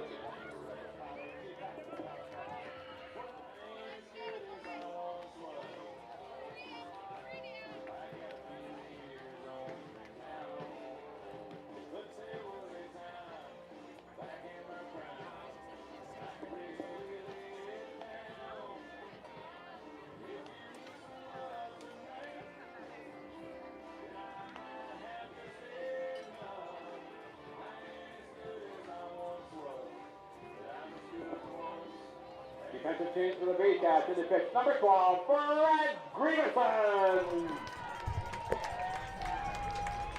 Inning number 9, sponsored by Barnstormer Brewing Company, the official local beer of the Barrie Baycats. Brad Grieverson, the veteran, who came out of nowhere this season when the Baycats needed bullpen help, absolutely has been tremendous for the Baycats, Ryan. If you look back at his stats this season, the one that jumps out to me is the strikeout to walk ratio. He has 33 strikeouts this year. He's only walked 2. He started when they needed him to. He has closed games when they needed him to. He's been phenomenal. And whether or not he comes back to pitch more next year or he's just the pitching coach again. Hit to left. Moving over and making the play is Jeff Cowan, 1 out. And no matter what his role is next year, he's been an incredible asset to the Barrie Baycats. I think you have to say Juan Benitez is the ace of the Baycats and all that, the MVP of the pitching staff. The best story in the IBL this season, never mind the Baycats, has been Brad Grieverson. You talk to people around the league. I talked to Damien Topley about it. He said, I can't believe what Grievenson's still doing at this stage of his career. And well, it really is the amazing. 4th best ERA of anybody under a certain amount of innings in the league. Yeah. He doesn't. Sorry, Ryan. First pitch to Dan Mara is a strike 0-1. He doesn't walk guys. He doesn't allow a lot of hard. I mean, he does allow hard contact. He does settle down though. You go back to his game against Welland earlier in the season. He got lit up in the 1st inning. He ended up pitching into the 8th inning. Yeah. So he's just an outstanding pitcher for the Baycats. Grieverson was the first Baycat to win a major award back in 2002. He won the Rookie of the Year. Right field. Everybody going for it. A dive, and I don't think he got it. It's a foul ball. No, Or fair ball. no, it's base a fair hit. ball. It's a base hit for Dan Mara. Looked like it was in that kind of shady area, so it's hard to see where the The line sun's is going down exactly. right now. You don't see this often at Coach Stadium just because we don't have a lot of 4 o'clock games. So Yeah. it's But new for everyone. It is a fair ball. He's standing on first. There is 1 out for Chandler McLaren now.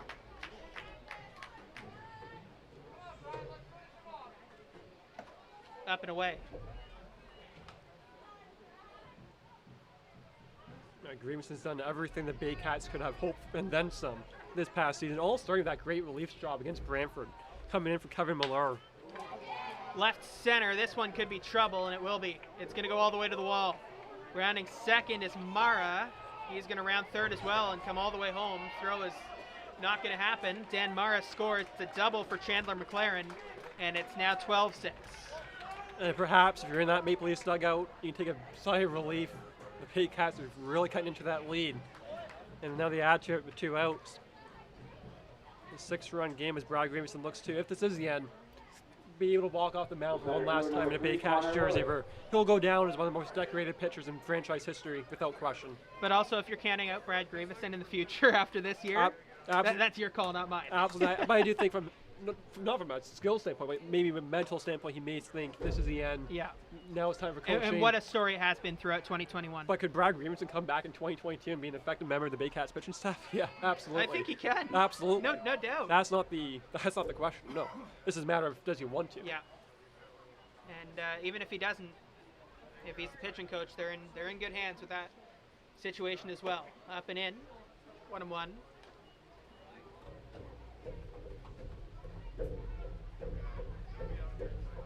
Excuse me, there's 1 out. I said there's 2 out. There's 1 out. Connor Lewis at the plate, Jordan Castaldo on deck.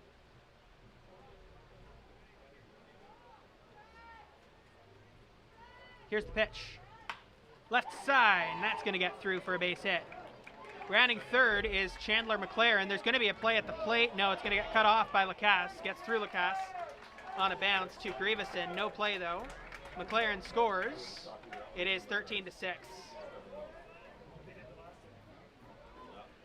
So the Baycats are down by 7 now, Ryan. And if the Leafs do go on to win this game, it will be the end of an era for the Baycats, ending a very long championship winning streak in which a lot of memories were made across a long period of time. And it'll be a lot of emotion, I think, in this ballpark after the final pitch, if this score holds. Yeah, I mean, they made the finals every year since 2012. So they lost in 2012 to the finals in Brantford. Same thing in 2013. So they've made the finals every year since 2012. Right side, foul ball. They got knocked out in the semis to Ottawa in 2011, but before that they made the finals in 2009, 2008. So this is a franchise that's used to making it to the finals. And then, of course, the last 6 seasons, 6 straight championships, 1 against London, and then the Panthers, and then Toronto, and then the Panthers the last 3 years. It's been one of the great rides in Canadian baseball history. The Quebec Capitals in the Can-Am League, and then the now defunct Can-Am League won 6 straight championships at one point, as did the Brantford Red Sox in 2008 to 2013. This could have been the season the Baycats made Canadian baseball history. It wasn't meant to be, but it's also not bad company to be with Brantford Red Sox. And the Quebec Capitals is a great dynasty in Canadian baseball history. Absolutely, and this was always going to be a bit of a retooling year for the Baycats with a lot of new faces in and brand new coaching staff as well. So in one sense, it's the end of something, but in another sense, it's the beginning of something. And we've already seen a lot of hints of what could be members of a potential future championship team. Ground ball to second and out to short, and Burns will make the play at second, 2 out. So I think there's a lot of optimism, and I kind of missed the smooth segue, but Jordan Castaldo was just at the plate, and he was a massive part of that winning streak too. And he's in his potential final IBL season. What a career he's had, whether it's been in Barrie or Toronto. You know, it really is amazing. And what Baycats, John Waltenberg was leading the league in home runs in 2013, and he asked out for a trade, not just because he wanted to go closer to home, and closer to home was Toronto, but the Baycats said we're not making a trade for John Waltenberg. He's leading the league in home runs without Jordan Castaldo coming back. And him, the Baycats were a great franchise. They always made it to the finals. Swing and a miss, 1-1. Grant Tamani at the plate. They always made it to the finals. It was amazing. But until he came here, until Adam Rowe came here and a few others, the Baycats dynasty didn't become what it became. And he helped set the culture with Ryan Spataro and Glenn Jackson and Jeff Cowan. And, Up and in, 2-1. He is without question the greatest Baycats hitter of all time. He's not the greatest player of all time. That's Ryan Spataro. Jordan Castell is the greatest. He's a home run king in Baycat history. That will never be topped, not by anyone. This franchise had a lot of great players in the last 6 years, and now it's going to be a matter of finding the next group of Baycats, whether that's Ryan Rio and Roy Sando, Marcelo Lacasse, Andrew Grider, whoever it may be. Jake Wilson. Avery Tuck. Yeah. Noel McGarry Doyle. Absolutely, those kind of guys. And I don't think you're ever going to build what you've built the last 6 years, because what you built the last 6 years was so special. But it doesn't have to be that. It doesn't have to be. And it's impossible to know what the future could hold anyway, right? So instead of looking back at that and saying we have to replicate it, look forward to something and say, hey, we can build something new and special in the future as well, and this is the first step toward that. And at the end of the day, as long as Baycats President David Mills, Vice President Paul Marley are around, this franchise is always going to be the best franchise in the IBL by a mile, and they'll always be in good hands, regardless of whatever else is happening. So, 3-2. That one's hit to second base. Moving over is Ando into the grass, and he makes the play to end the inning. We head to the bottom of the ninth. The Baycats are down by a bunch, but they have one more chance at the plate. You're watching Barrie Baycats TV. First run on the ninth, 2 runs on 3 hits, no errors, 1 runner left on base.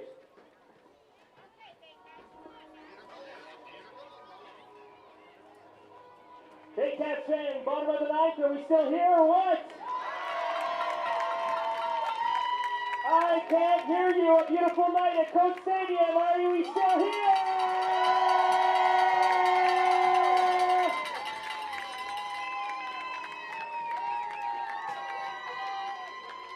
I think we're going to label this one Fan Appreciation Night and give our loudest fan in the ballpark. The best cheer for this squad here would go to Avery, who has been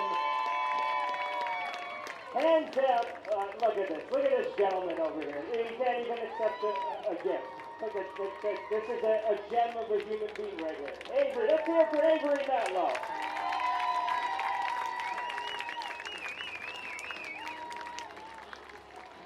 All right. I still have some more giveaways here. We just want to give stuff away tonight. Does anyone need a free T-shirt? Does anyone want a hoodie tonight? Yeah? Okay. You got to promise to visit Vintage Barber Lounge in Barrie. They do an incredible job. I think this cheer spot up here deserves something. We're always behind home plate, so let's move a little further. Here we go. What's your name? Make some noise for Jim, ladies and gentlemen. Fan appreciation. Yes. We have a T-shirt to give away down here too. You guys make. Mateos Kakados back out there on the hill. Number 8, Branfi Infante. He'll be facing off against Branfi Infante, as well as Carson Burns and James Anderson. Patrick Melbourne, Ryan Eakin here with you on Baycats TV. Let's hear you. 2 strike back. Let's go. Baycats down to their potential final 3 outs of this game, but they scored 4 in the last half inning that they've added in, so the optimism and the momentum potentially high. That's a strike 0-1 to Infante. and this being the last half inning, perhaps, again, I've been incorrect all night, it is the last half inning for Mike and Tim Clark, who Mike has been with the Baycats since day one. He's one of 3 volunteers, along with Jack Kenwell and Vivian Faulkner, to be day 1 volunteers for the Baycats. Tim joined the Baycats a few years later. I'm not exactly sure of the year. I think it was around 2003. Both are the heartbeats of this franchise, everything they do for this franchise. And this franchise is going to greatly miss them, When you think of a voice when it comes to the Barrie Baycats, you think of Mike Clark. There's no one else that they can replace him with. He will. I was going to games as a kid, as I'm sure you were, Patrick, and he was the voice. On the stats side, with Tim Clark's work, that's so important with the league's history and stats and everything. That was hit right up the middle. Barrie Baycats got himself a base hit to lead off the inning. Make some noise. So yeah, massive thank you to Mike Clark and Tim Clark. And This made my job so much easier as a writer, being at the Baycats as a writer for all these years. Then I could email Mike something and email Tim something, and they would have that information for me instantly. This franchise is forever indebted for what they did. And I sat up in the press box with them for 5-6 years, and it was a great experience not calling games with them, just sitting up in the press box with them and talking with them and getting to games early and talking with them before the game. So we talk about, the dynasty coming to an end and it being a new era of Baycats baseball. Those two leaving are definitely going to usher in a new era of Baycats baseball for sure. Carson Burns stands in. Swing and a miss. 1-1. First pitch was a ball, second pitch was a strike to Burns.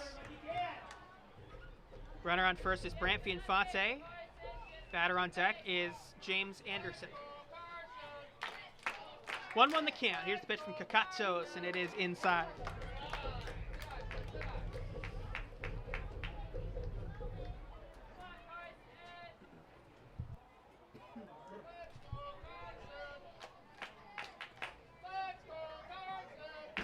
Burns ready, the pitch up and away.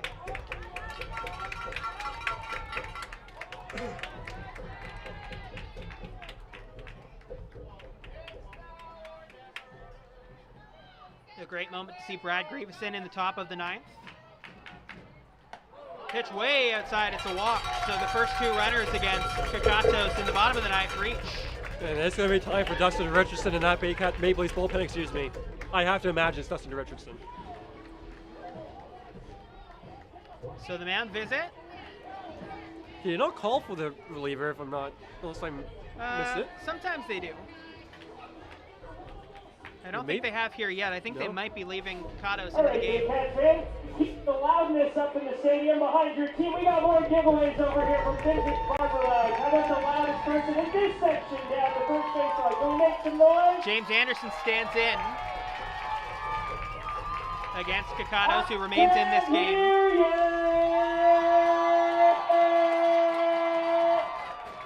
All right, good day. Catcher number 34, James Anderson. Anderson, the righty hitter, plays some outfield, plays some catcher, plays a little first base too. Just one of those super versatile players like the Jake McDonalds and Jeff Cowens in this lineup. Pitch outside, 1-0. He was originally, if you go back all the way to the offseason, projected to be the Baycats' backup left fielder. Ended up not being the case. He ended up playing, as you said, catcher, first base, DH, multiple different positions for the Baycats, and quite frequently. Things change in a hurry. Josh Matlow's really embraced versatility. Fouled away.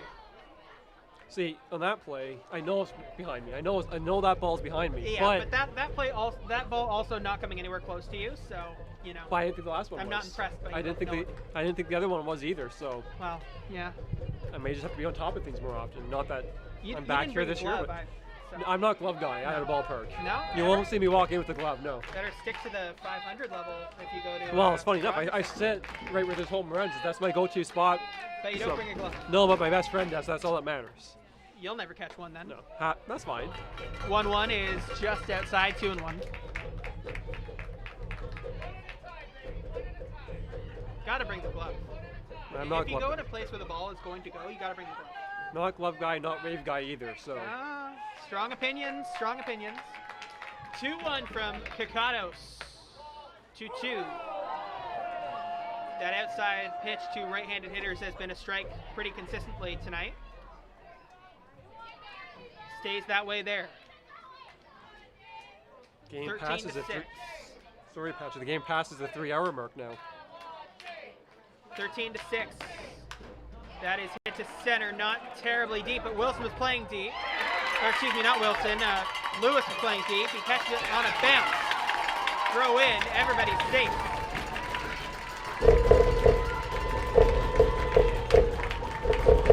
Connor Lewis was playing that ball really, really deep.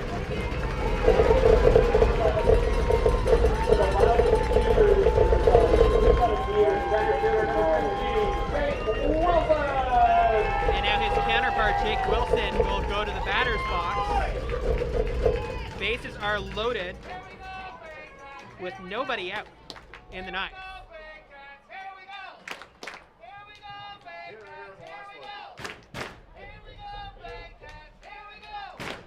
They call the last play a hit.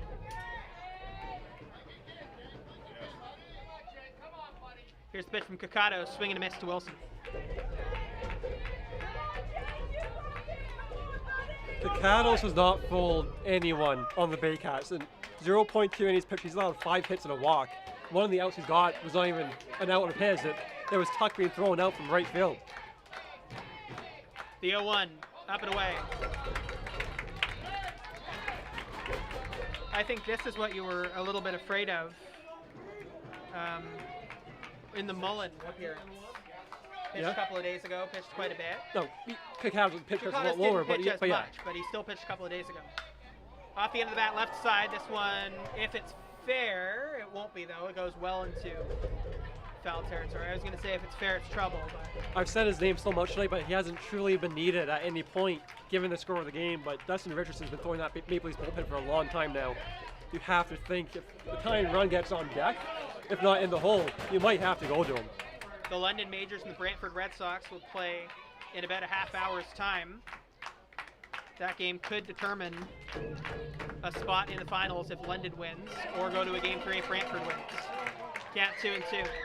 This is the other side of that. It's game 2. Toronto won game 1. If Toronto wins, they move on. If Barrie comes back, there's a game 3 tomorrow at Dominico Field at Christie Pitts. 2-2. Oh my goodness, that one's hit to right center, right into the gap. 1 run is in Infante. 2 runs are in Burns.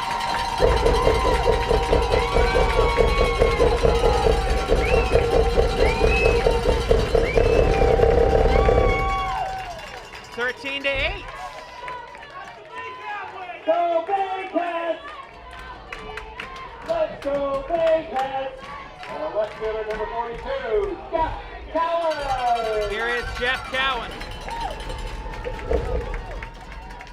You've now been wrong on it being his final at bat twice, so This has just not been a good night. Return to the mic. Yeah, sorry, bud. 13-8 the score. Here's Cowan. He takes the first pitch for a strike, 0-1. I just don't get the logic in leading Kakados in. As I said, it's now 6 hits and 1 walk and 0.2 innings pitch. He really only has the 1 out. Connect throughout, tuck from right field. It has not been Mateo Kakados' best day on the hill. That's a great observation. Bold stuff from the broadcast booth. 0-1 from Kakados. Cowan pops it up over our heads. And a souvenir for vintage throw Barber.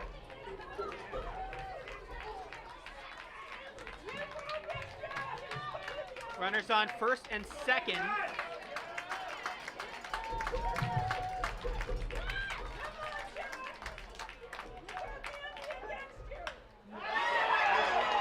Hit to left and deep and gone!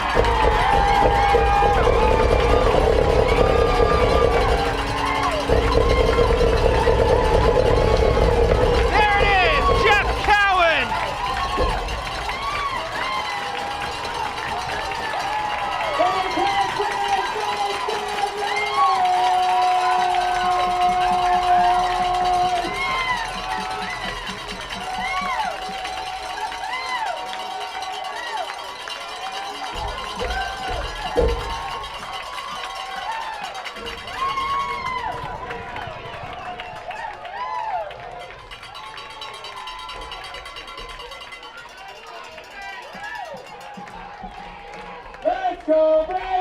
Toronto Maple Leafs go to the bullpen. We'll be back in just a moment on Baycats TV. Let's go Baycats!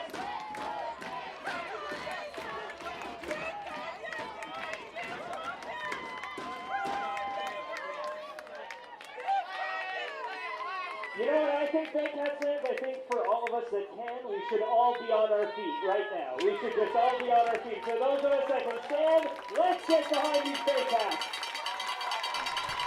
Bottom of the ninth, baby! Let's do this!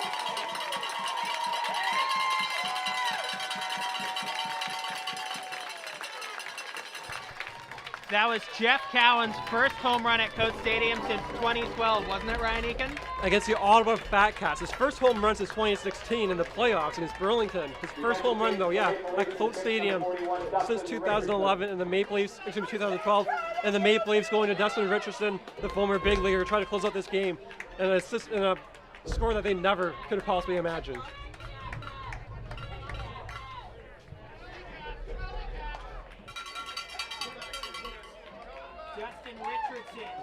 Dustin Richardson comes in, and a game that looks extremely separate on the score side of things. Now extremely close. It's 13-11, and there's still nobody out with 2 on. And if Tuck gets on, up comes Ryan Rio as a tying run. Avery Tuck, Ryan Rio, Royce Endo.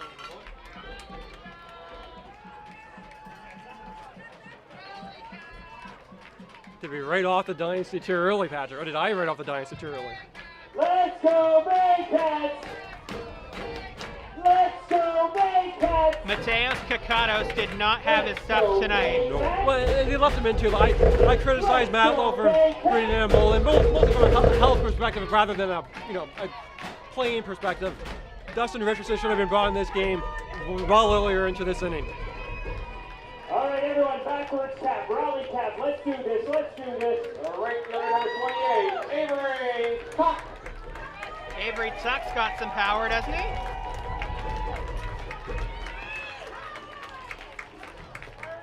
A couple of home runs in game 1 of this series. It's now a 2-run game. Chance of Avery Tuck's last name. First pitch upstairs, 1-0.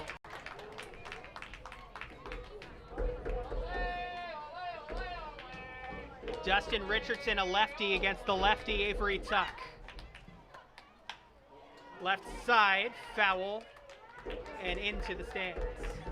Richardson had control issues a couple nights ago, hitting 2 batters, including Tuck, to lead off that inning. Tuck avoided a major injury. Despite that, he had to come out of that game.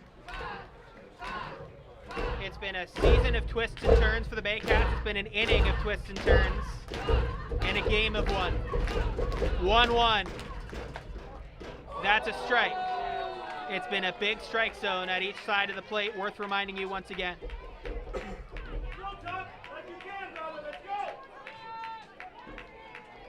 Count 1 and 2 to the Baycats right fielder. Outfield and infield playing traditional defense. 1-2. Tuck up the middle, caught by Richardson, 1 out.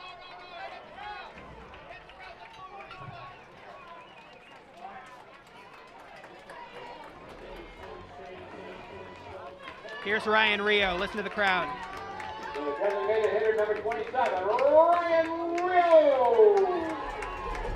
That was a big out because if you're the Maple Leafs, I'm pretty sure you don't want Ryan Rio coming up as a tying run. I think there's an 100% certainty of that being true. I haven't been right a lot tonight. That one, I felt quite confident of that coming out of my mouth. Here's the pitch to Rio. Strike 1, 0-1. Dustin Richardson trying to finish off this game for the Toronto Maple Leafs. The Maple Leafs have scored 11. Upstairs, ball 1.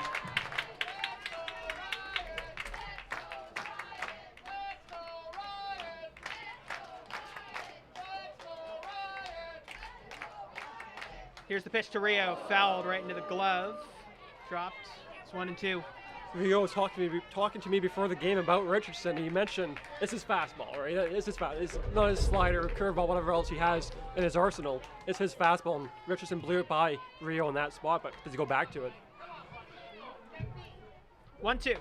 Swing and a miss. Rio down on strikes. Everyone on their feet, let's go! 2 outs. Everyone will take to their feet here at Coates Stadium. As Royce Ando represents the final out of the Barrie Baycats season. This game isn't over. If Ando gets done, up comes Marcelo Lacasse. He almost hit a home run earlier in this game. A much better night for him than it was 2 nights ago. Lacasse had the big hit in game 2 of the first round. Baycats trying to stay alive in the series. First pitch to Ando's a strike, 0-1. I think Richardson's got a pretty favorable strike zone since coming into this ball game. The clock just after 7.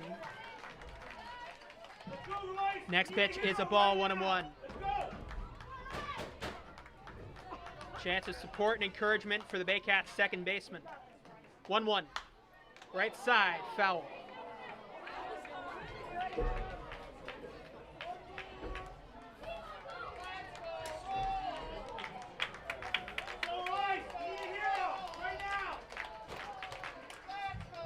Richardson pitched in 5 games in the regular season, 6 innings, didn't give up a run.